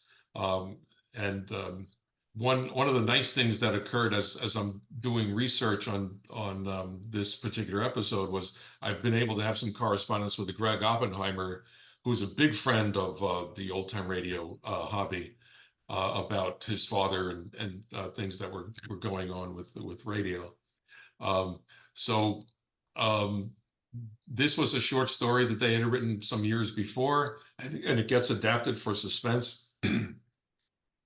And they also had some other things adapted for television. That U.S. Steel Hour drama was a story that they had written, was adapted by someone else. But this is our brush with I Love Lucy here. Murder in Black and White is a pretty good story, and it's not one that you'd expect Suspense to have.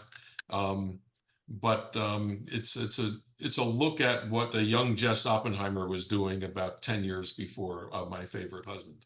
Wormser had a very, very long writing career.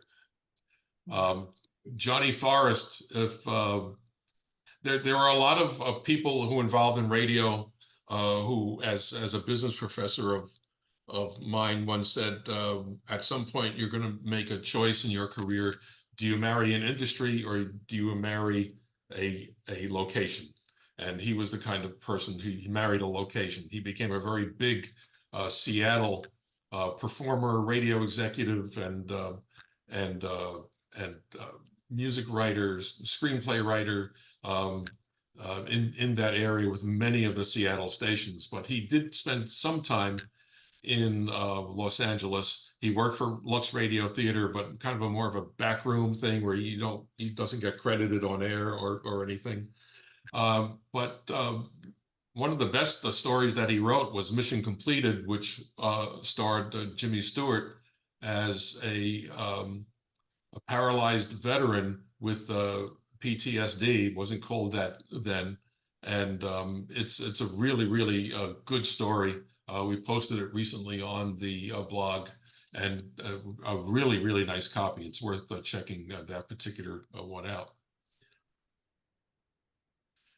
This is one of the more curious ones. J. Douglas Ware was a veteran, and his sister worked at CBS.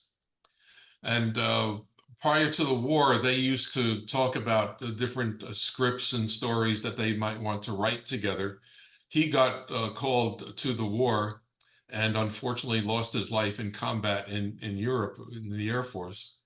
And she had started this script with him, Tree of Life, and it was submitted for the show, and it was accepted. It was originally announced as being broadcast in November 1946 with Chester Morris, but then a scheduling changed to force that to become the beginning of January, and Mark Stevens was in the lead of that.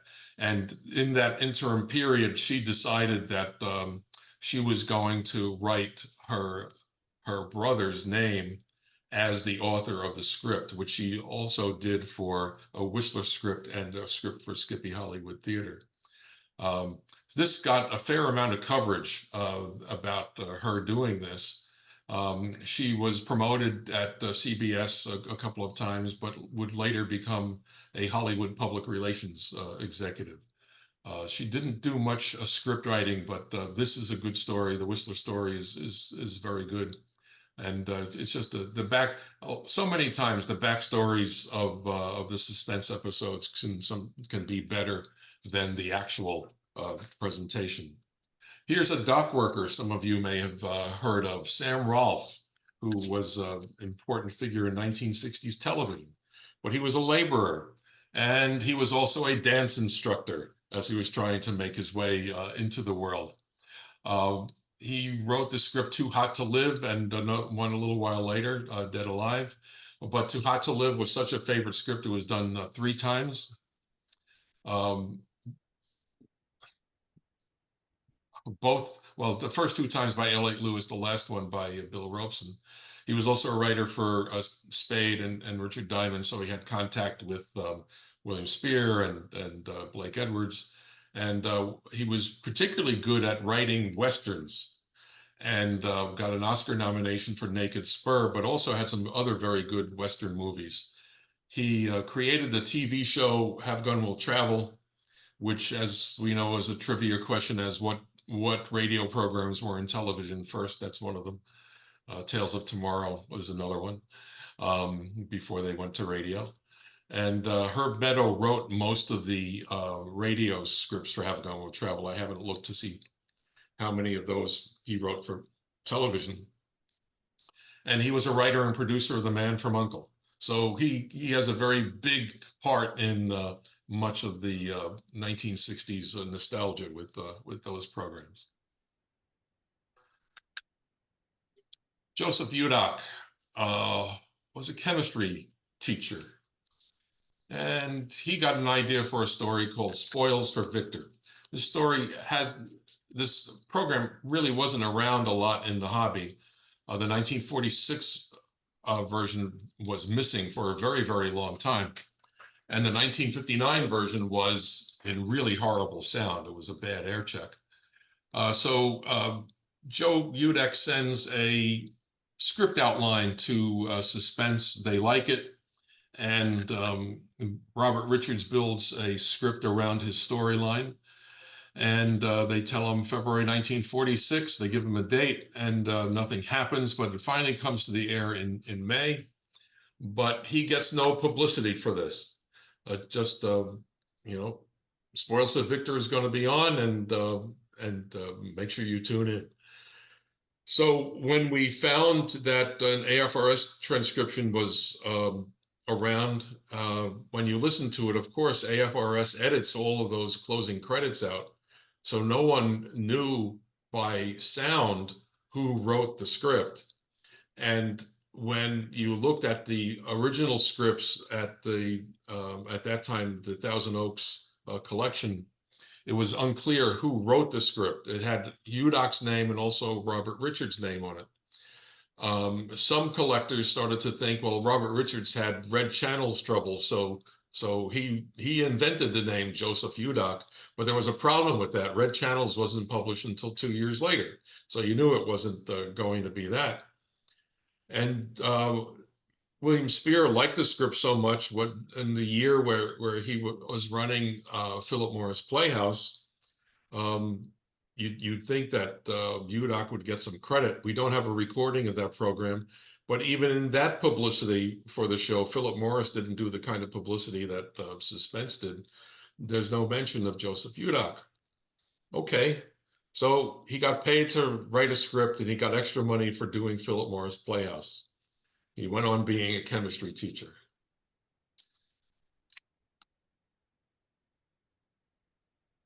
So Bill Robeson wanted to do the script again. Somebody lost track of Joseph Udock because they wanted to send him a check. He had signed the contracts at that time allowed for extra performances and had a rate written in them. So they put something in the Daily Mirror. They got one of the columnists to mention it, that they were looking for Joseph Udock because they wanted to do his script again. And they found him. So this is how we ended up learning who he was. And they laid it out in detail. But they laid it out in 1959. We couldn't get a copy of that, but they mentioned it in the blog post in 2009, what this story was, because the blog post focused on what was the news 50 years ago in Los Angeles in the Daily Mirror or the LA Times. So this is how we found out.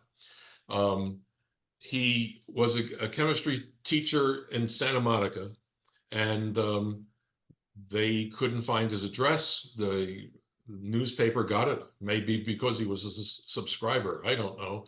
And they got a check in it, and that's the last time we ever hear of Mr. Udock, except in a story about how to retire and not be bored from like 15 or 20 years after that. And then some of our favorite folks, our convicts, the people who wrote for Suspense, but had their address as San Quentin.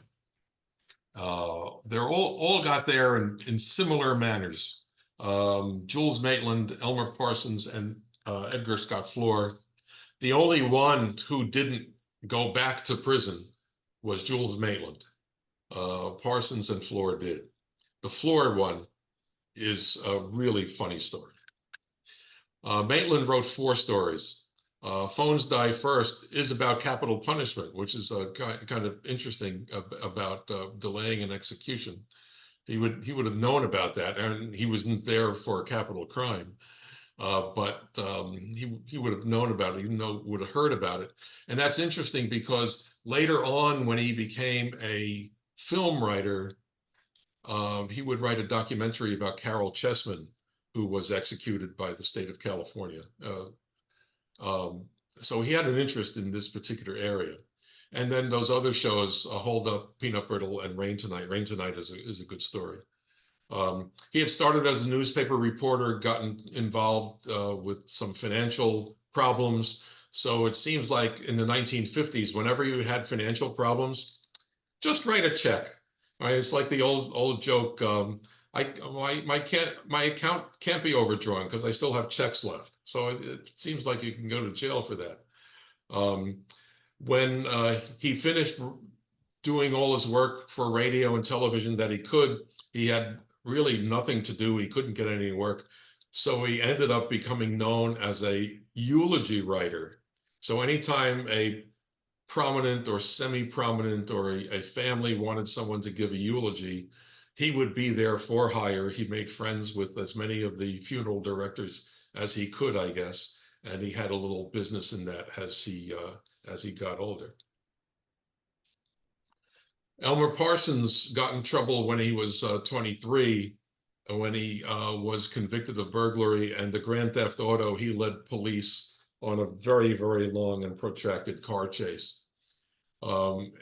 He moved to California, and he also was passing stolen checks, and his excuse was he was waiting for money from some of the scripts he sold, and they wouldn't send him the checks fast enough, so he needed some money, so he figured, I'd just write a few checks.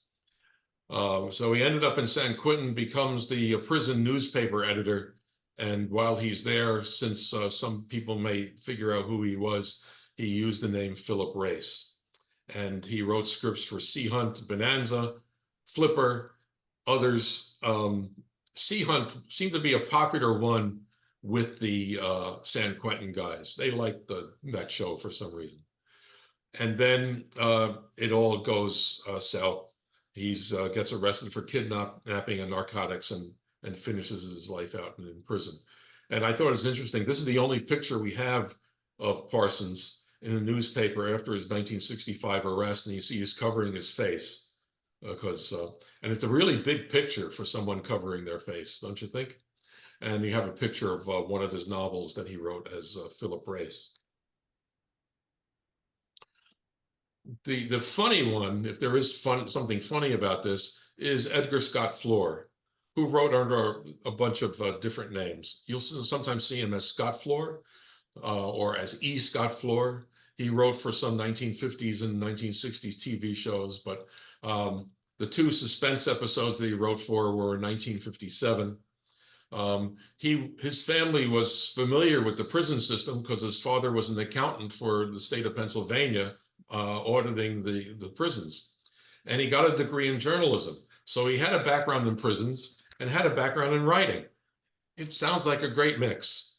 And then as he wanders around the country and heads south to Florida, he gets a job in a locksmith shop, and he starts figuring out how to crack safes.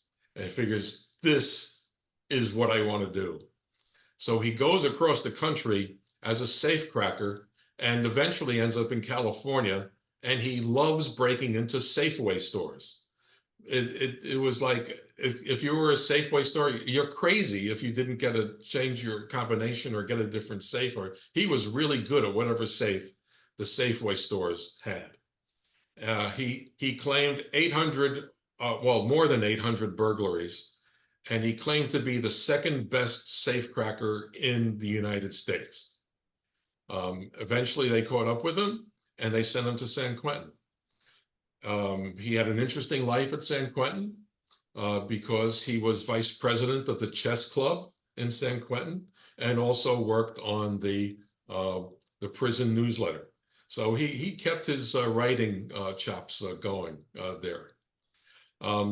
He decides that he's going to write some scripts. He likes working for Suspense. and he sends them in. They like the scripts, but he forgets to include his return address. So a columnist in Variety is recruited by CBS to mention that they have these scripts from this particular person, but they need an address to send them a contract and to pay him. So much to their surprise, Scott Floor gets in touch with them. And I've just always found it strange. Who knew that San Quentin had a subscription to Variety? That just seems so strange to me.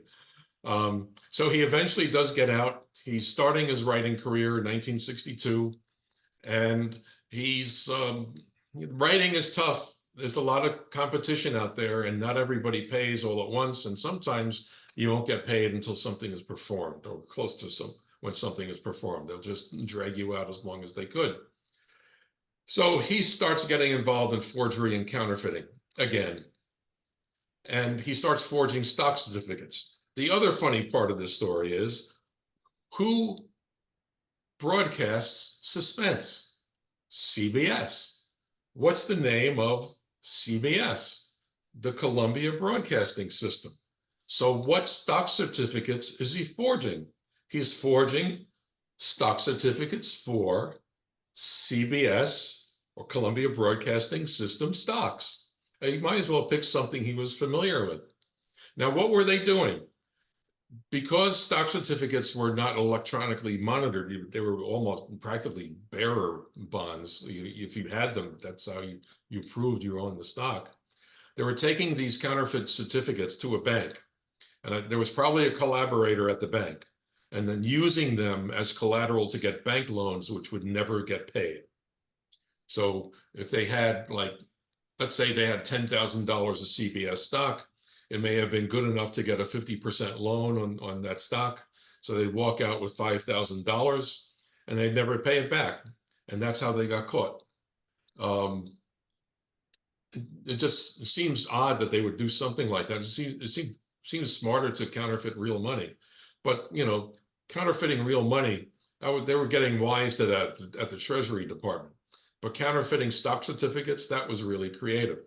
So he gets arrested again in 1965, and he ends up testifying before Congress about bank fraud and how to prevent the exact things that he did. And he had a whole lot of other opinions about counterfeiting and the like. So he got to travel cross country, handcuffed, to go before Congress. And that's kind of where the story ends.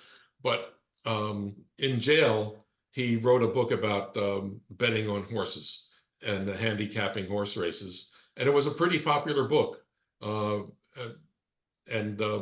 know, I don't know, I haven't been able to find a copy where it would have his biography in it, if it mentions his counterfeiting or anything like that. But you've got time to study studying the daily racing form in San Quentin, I bet. Because if they've got a subscription to Variety, for sure they're going to have a subscription to the daily racing form, right? And then this particular one, this author, Third Jeffrey, this one I have to thank Karl Schadow for really helping with.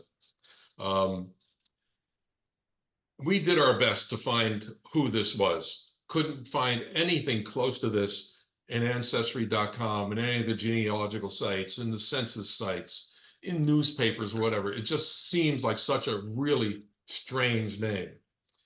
And it was a popular story, Alibi Me. And John Scheinfeld, who was researching Suspense in the early 1970s, who became a very successful film documentarian and still at that trade today, finally had a chance to interview Ann Nelson, who is the business manager for Suspense at CBS. And she remembered that Third Jeffrey was either blind or a mute. So they never really had contact with him. But Elliot Lewis liked the script, and Walter Newman did the adaptation. But now Walter Brown Newman was nominated for 3 Academy Awards for his screenwriting over 3 times over 30 years. He was one of the best radio adapters anyone could work with. The story was so good that it ended up on the Suspense TV series and also on Alfred Hitchcock Presents. So Third Jeffrey is used on 3 very prominent times. If you're not familiar with the Suspense TV series, it was one of the highest rated programs at that time, but not many people saw it because in 1952, only about 20% of the population had TVs. So he's just sitting out there. Who is this Third Jeffrey? And they didn't care. They just needed a document to do it.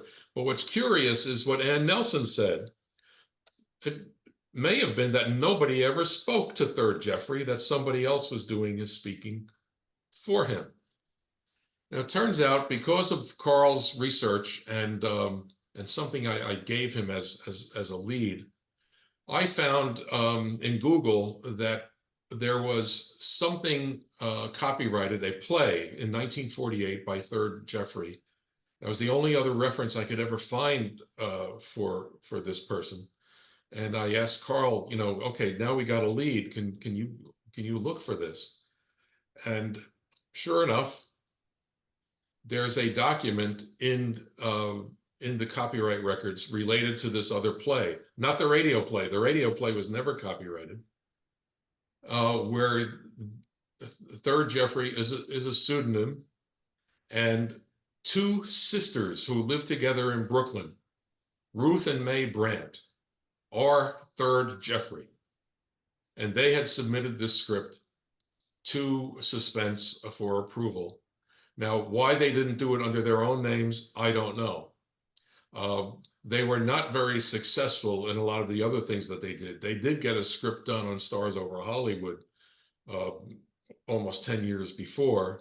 They did have a freelance writing service that they sold to radio stations and to advertising agencies, but you don't get a sense that they were really successful at these things.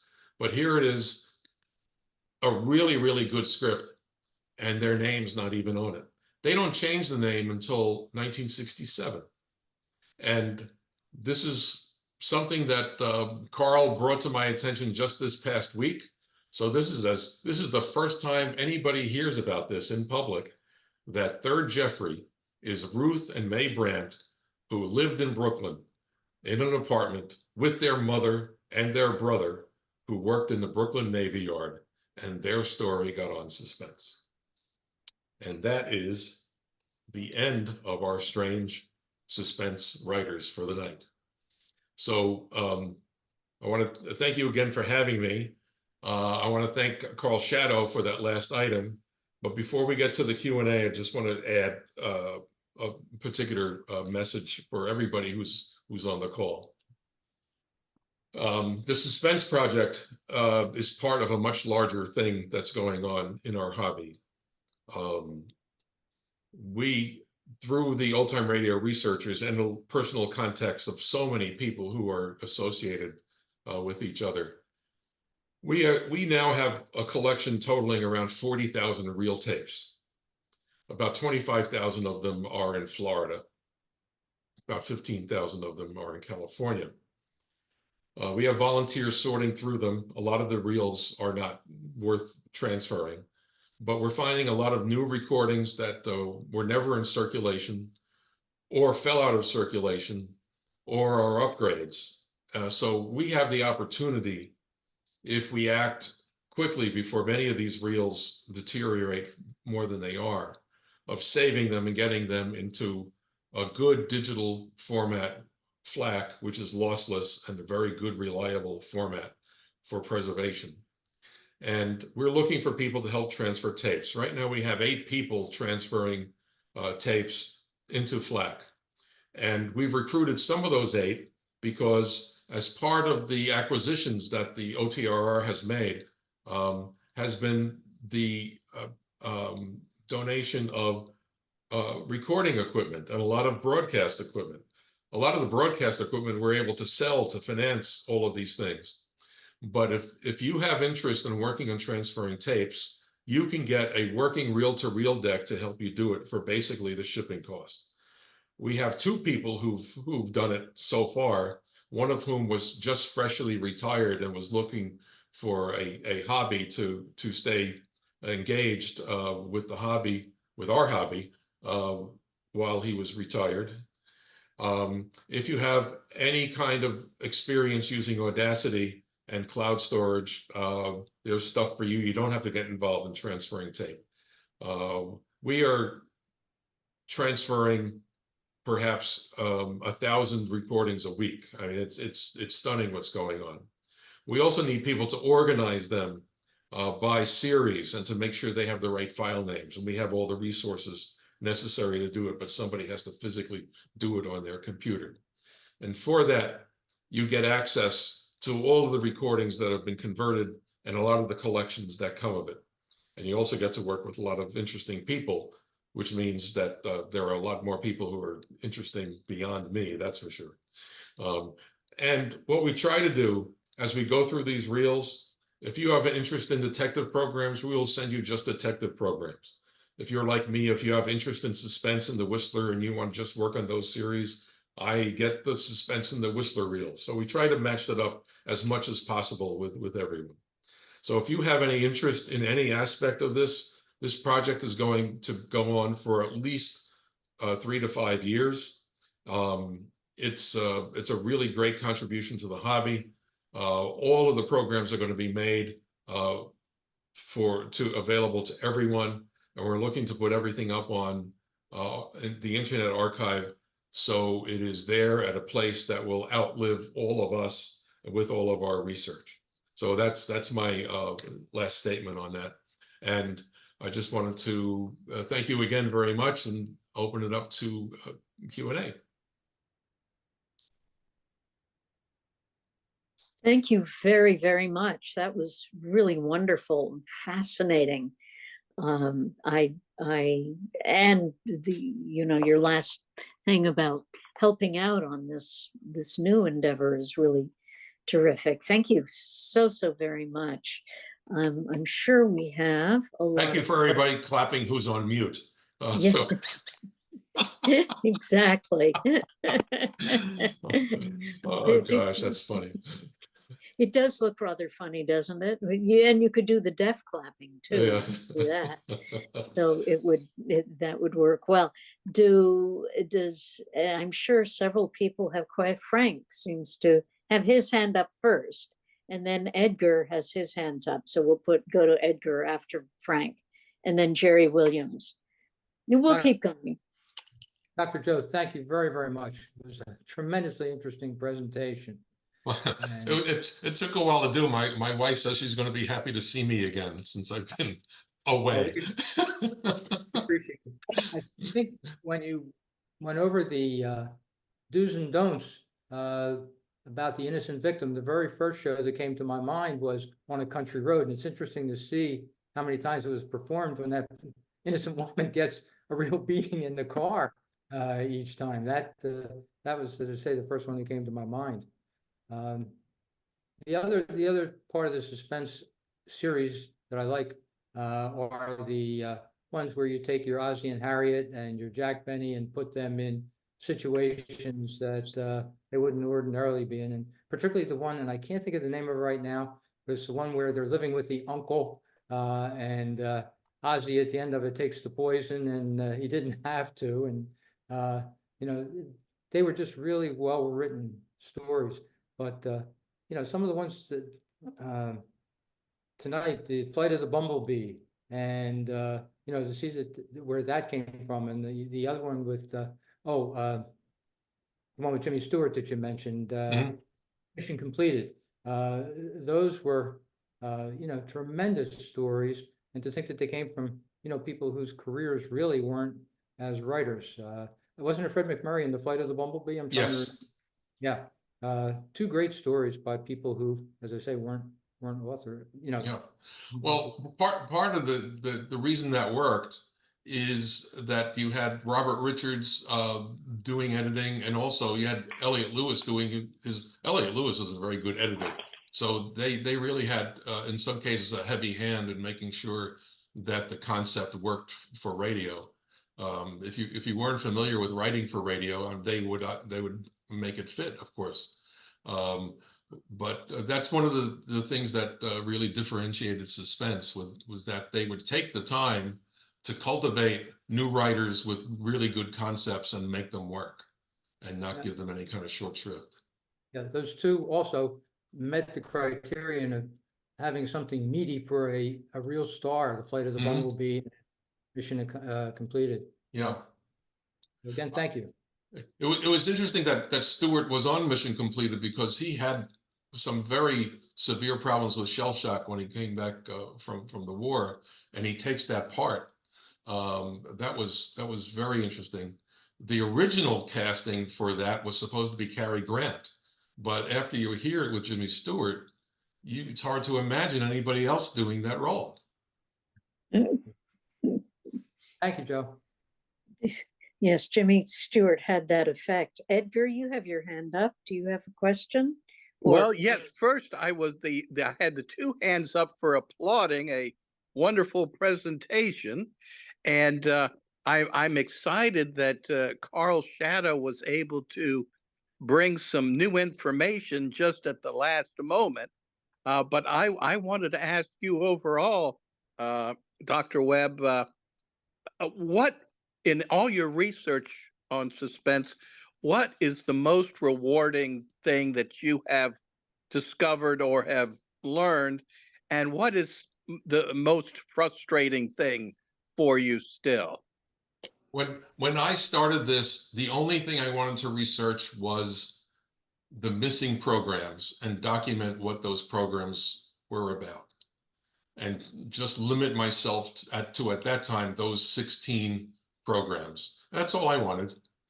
And then as I started to learn about the backstory and all the machinations behind the series in terms of the personnel, the hallways at CBS, the rescheduling became a fascination of mine, how something would be announced for one date and then it wouldn't appear on that particular date. You know, why was that happening? And it just kept drawing me in to find that out. And now that we're going through episode by episode, we really only cared about what kind of sound quality could we get of the program and who's starring in it.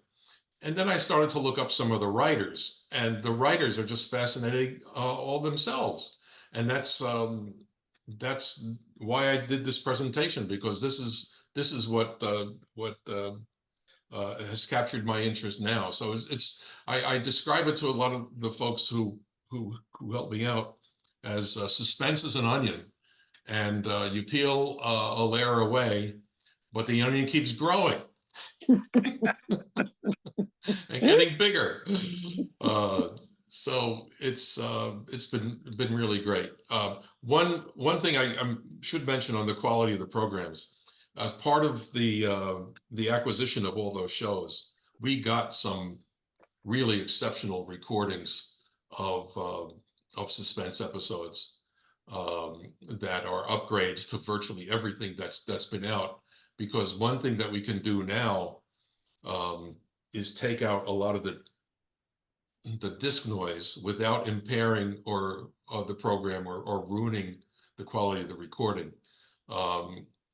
Those discs were noisy, and not noisy in the crackly sense. I mean, there's a really low level noise to the grooves of the disc, and also a lot of the equipment they had a hum in the 50 hertz or the 60 hertz range, which you can now clean out. But that was all part of the problems with electronics, and why you want to save programs as much as possible without processing them, so you have a raw recording, and then work on that recording to clean it up. But you always save the raw recording, because someone's going to come around with some new software at some other time to do an even better job of that. But that's a part of this whole group. We have found more East and West pairs.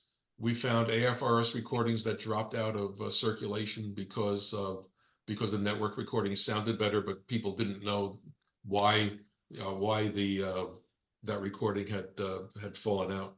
So was like everywhere I turn, I find another reason to be interested in the series. Well, thank you. I'm glad you are, and we all appreciate it. Oh, I got to feed stuff to Karl, kind of feed the beast kind of thing. He has a lead. I heard that, buddy. Too. I give all the hard work to Karl. I think Carl's a good sport. He is. I think, Jerry, you had your hand up, didn't you? Oh, you're on mute, Jerry. You're on mute. Let's see, Jerry. We'll get back to Jerry. We'll get back to Jerry. Who else I has have a question. Okay, go ahead. Yes, you mentioned a lot of writers of suspense. One name that I recall hearing all the time, if you mentioned him, then I missed him. I think it's John Dixon Carr. Sure. I didn't. Maybe you want to comment on his involvement. Sure. At the beginning of the series, Suspense didn't have a reason for any publicity. It was first just a summer replacement that not many people took notice of, and then when it was canceled after the summer, but there was a lot of campaigning inside CBS by Charles Vanda and William Spear, and some of the letters that they got from listeners who enjoyed the show to start it up again. And they thought that by hiring John Dixon Carr, who was a really well-established mystery writer, that it would bring a lot more attention to the series. And it did. But the Carr style was not the way that William Spear envisioned the program. It was the way that Charles Vanda envisioned the program. Charles ended up going into the service and became one of the broadcast executives who built the Armed Forces radio service. And William Spear was left in charge of Suspense. And John Dixon Carr himself was called into service. And a deal was worked out that even though Carr was a U.S. citizen, that he had spent so much time in Britain as a writer that they felt it would be better that Carr go work for the Ministry of Information or whatever, the War Information Department in England. So eventually, Spear started to figure out that the kind of mysteries that John Dixon Carr was doing weren't going to fit his vision of suspense, nor the big Hollywood star format. And that was kind of okay because Carr had to leave. Carr's contract was over, and he left, and then Spear started to recruit his own writers. After Carr left, I think they only repeated one or two Carr scripts after that.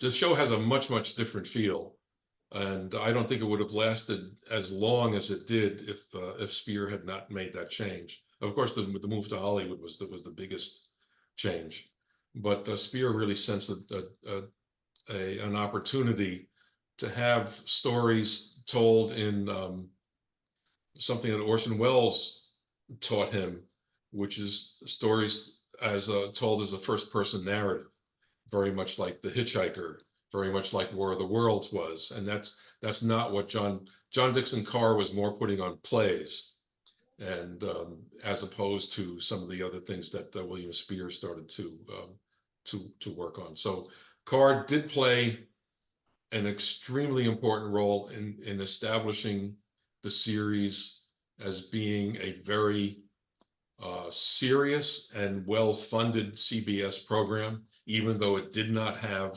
a sponsor, and so he was important for that. One thing that was interesting, though, Carr, at the thought of Suspense getting a sponsor, was very disappointed because he saw that as a big opportunity for meddling in the art of doing radio plays. And that was proven other times. So there are some suspense episodes where were either totally rejected or the endings were sanitized, we'll call it, by Roma or by Autolite. But Karl is an important part of the suspense history, but I don't think he is as big a part of the suspense success as one might have originally anticipated. Thank you for that. Jerry, you're up. Okay, Joe, I'm going through a bunch of Broadway. This is my beat, and they're just. I'm going trying to put together a complete script and marked, but the typist two letters on the bottom. Even on a marked script, I've got 2 or 3 different marks on the bottom of the script. Did you run into that in the suspense scripts? Well, the markings of how they're marked up in the yeah, in the stories? FH or the one I've got one stack here of about must be 5 scripts, and I've got 5 different typists who typed them up. Yeah, and but some of the scripts, some of the marked scripts still have 2 different types on the bottom. The just while I'm here, I want to thank Jerry for helping me out. Many times he pulls a suspense script out of the Spurtback collection for me that I'm for a story or for an episode I'm working on, and he responds very quickly. So I appreciate that extremely much. The scripts that you have in the Spurtback collection are very, very interesting because very often they are from the actors and some of the technicians, whereas some of the scripts in the Thousand Oaks collection, which is now over at the University of California, Santa Barbara, are the file scripts that the producers had. And then in some of the scripts that I've gotten from the University of Wisconsin, where the William Spear archives and papers are his scripts, but they were not the final ones that were broadcast. And it was common practice that more than one person could have a script. If they needed something to get done fast, there may be 2 typists working on the stencil masters at the same time, and then you find all kinds of handwritten things from the dress rehearsals. And so you can tell when William Spear handled something, when an assistant handled something.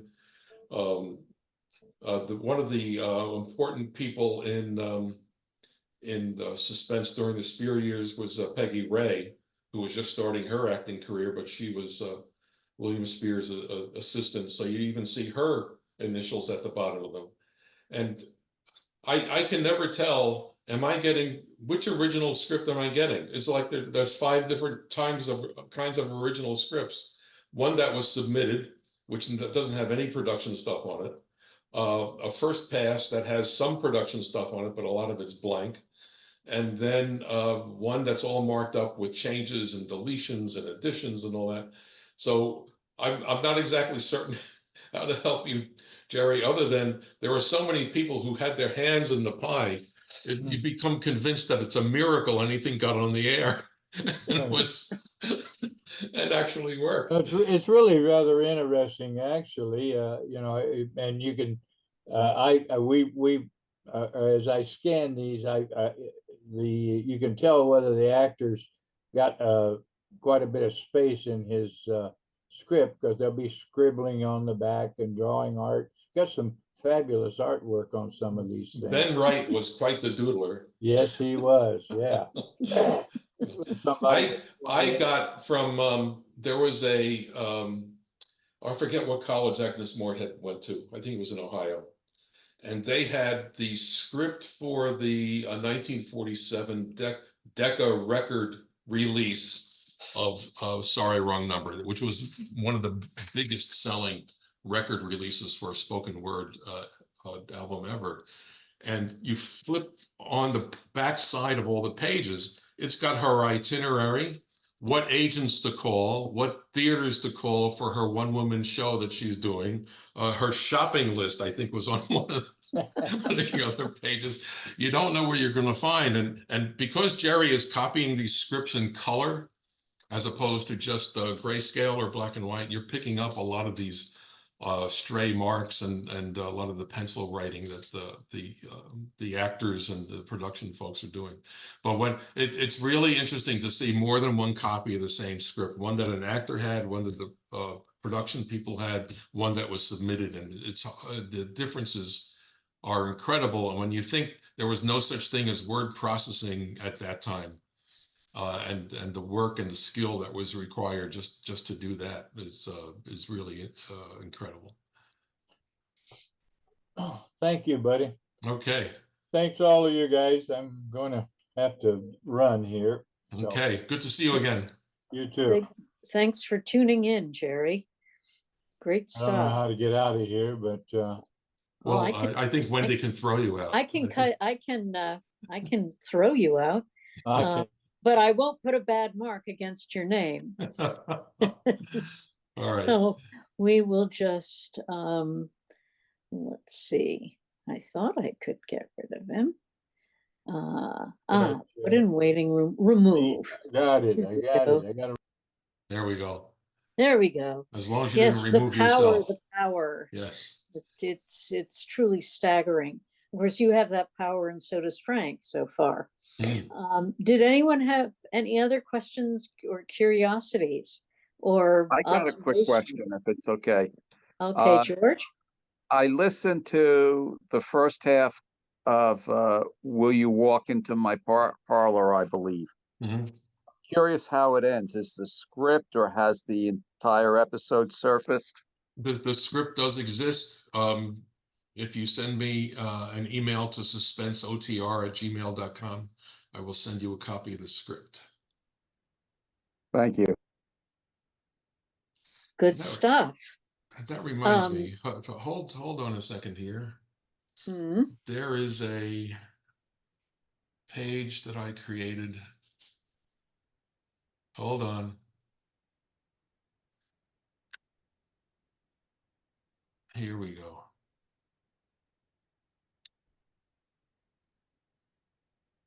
Okay, there is a web page that I created called Recreations of the Truly Missing Suspense. And the American Radio Theater did a complete recording of that show. And if you go into your chat,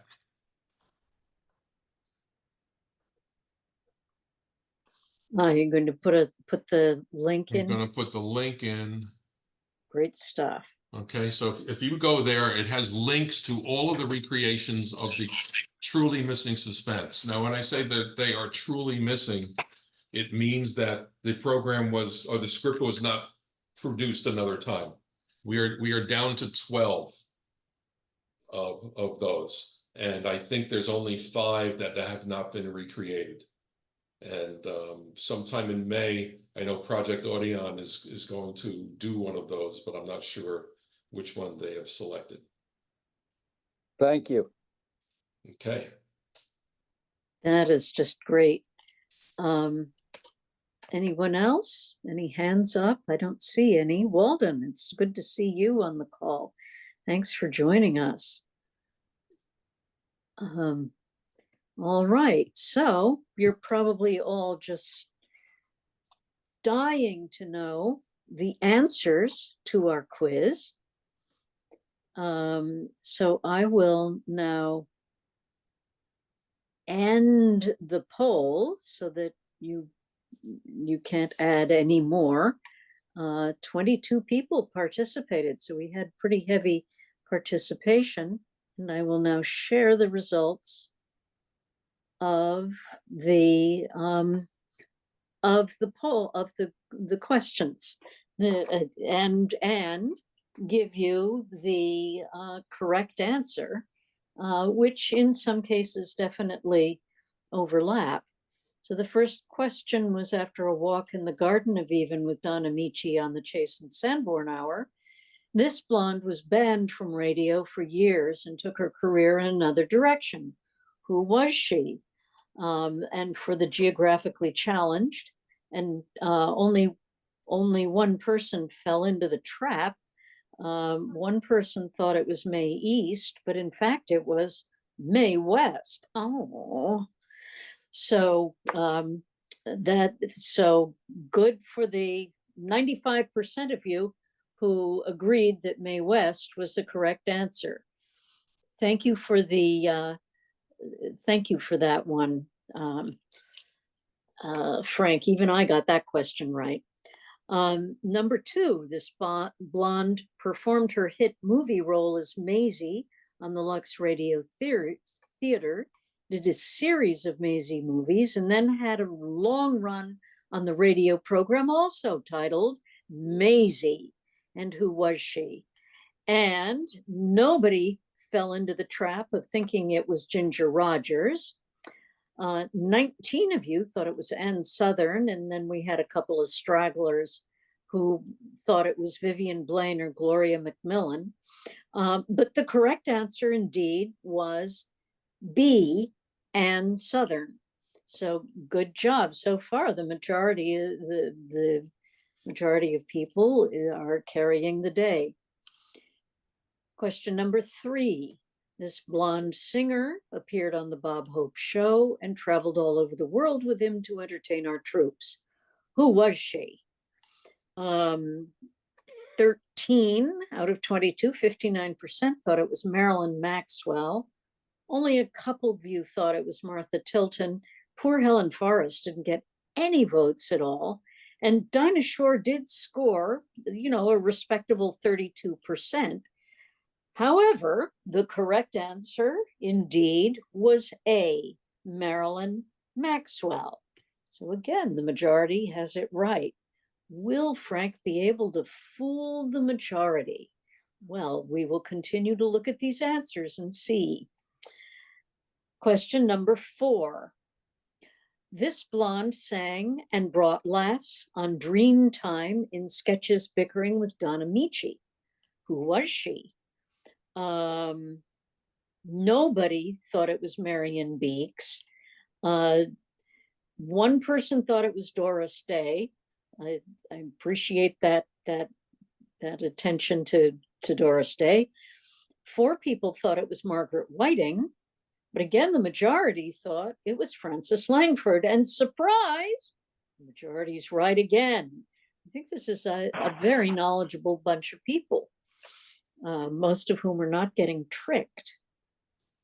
All right, number 5. This blonde had a movie career, but with her band leader husband, had a successful radio program. Who was she? Well, 4 of you, 18%, thought it was Lucille Ball, and an almost equal amount of people thought it was Harriet Hilliard. 15 of you thought it was Alice Faye, and nobody thought it was Ava Gardner. And once again, Alice Faye was the correct answer. C was the correct answer. So far, the group is doing really well. This blonde was married to a Hollywood legend, Clark Gable, at the time of her tragic death. Though mostly known for her movies, she made multiple appearances on the Lux Radio Theater and other radio shows. Which of the following Hollywood legends and off-time radio performer was Carol Lombard's first husband? And nobody thought it was the Frenchie, Charles Boyer. 4 people thought it was Leslie Howard. 3 and 18 went for William Powell. And this poor D category, Gregory Peck didn't get one little nod. And once again, the correct answer was C, William Powell. Question number 7. Prior to her death of kidney failure at age 26, this blonde, she made several movies, numerous radio appearances, was married and divorced 3 times by age 23, then lived with Carol Lombard's first husband for the 3 years prior to her death. And it was an anonymous, absolutely anonymous agreement, not anonymous, unanimous. Good heavens, it's been a long day. Sorry, guys. The was D, Jean Harlow. The other red herrings didn't get any votes at all. Question number 8. Sometimes blonde Julie London didn't have to throw out a dragnet to become this radio star's first wife. Who was she? Well, no one went for Ben Alexander or Barton Yarborough. One person thought it might be Ken McCord, but the majority thought it was Jack Webb. And indeed, it was Jack Webb. So well done, all. No relation. No relation. Oh, burst my bubble, Dr. Joe. No fair. All right. Question number 9. This blonde actress is best known for her role as Jane Stacy's radio roommate. Who was she? Well, 36% of you thought it was Kathy Lewis. Only a couple of you thought it was Joan Banks. 12 of you, 55%, thought it was Marie Wilson. And the correct answer is Marie Wilson. What is it about number D? Nobody goes for D. You got to put some correct answers under D next time, Frank. And the last question of the evening, this blonde actress was so short, she made Alan Ladd look tall in their movie scenes together. Her tearful speech, "And So Proudly We Hail," on the Lux Radio Theater was extraordinarily moving. Who was she? And nobody thought it was Penny Singleton. 64% thought it was Veronica Lake. Only 27%, 6 people thought it was Lorene Tuttle. And Shirley Mitchell bagged a couple of answers, a couple of votes as well. But the correct answer, as has been the trend all evening, goes to the majority, Veronica Lake, B. So there you have it. Wonderful, wonderful quiz, as always, Frank. Thank you. And congratulations to the majority tonight. We had a big group of people, and they were not stumped by this quiz. So I love it. It's great stuff. Very much appreciate that. And well done all. So that brings us to the end of our public program. I will be on with to conduct the business meeting after we stop the recording, which I will do in 3, 2, 1.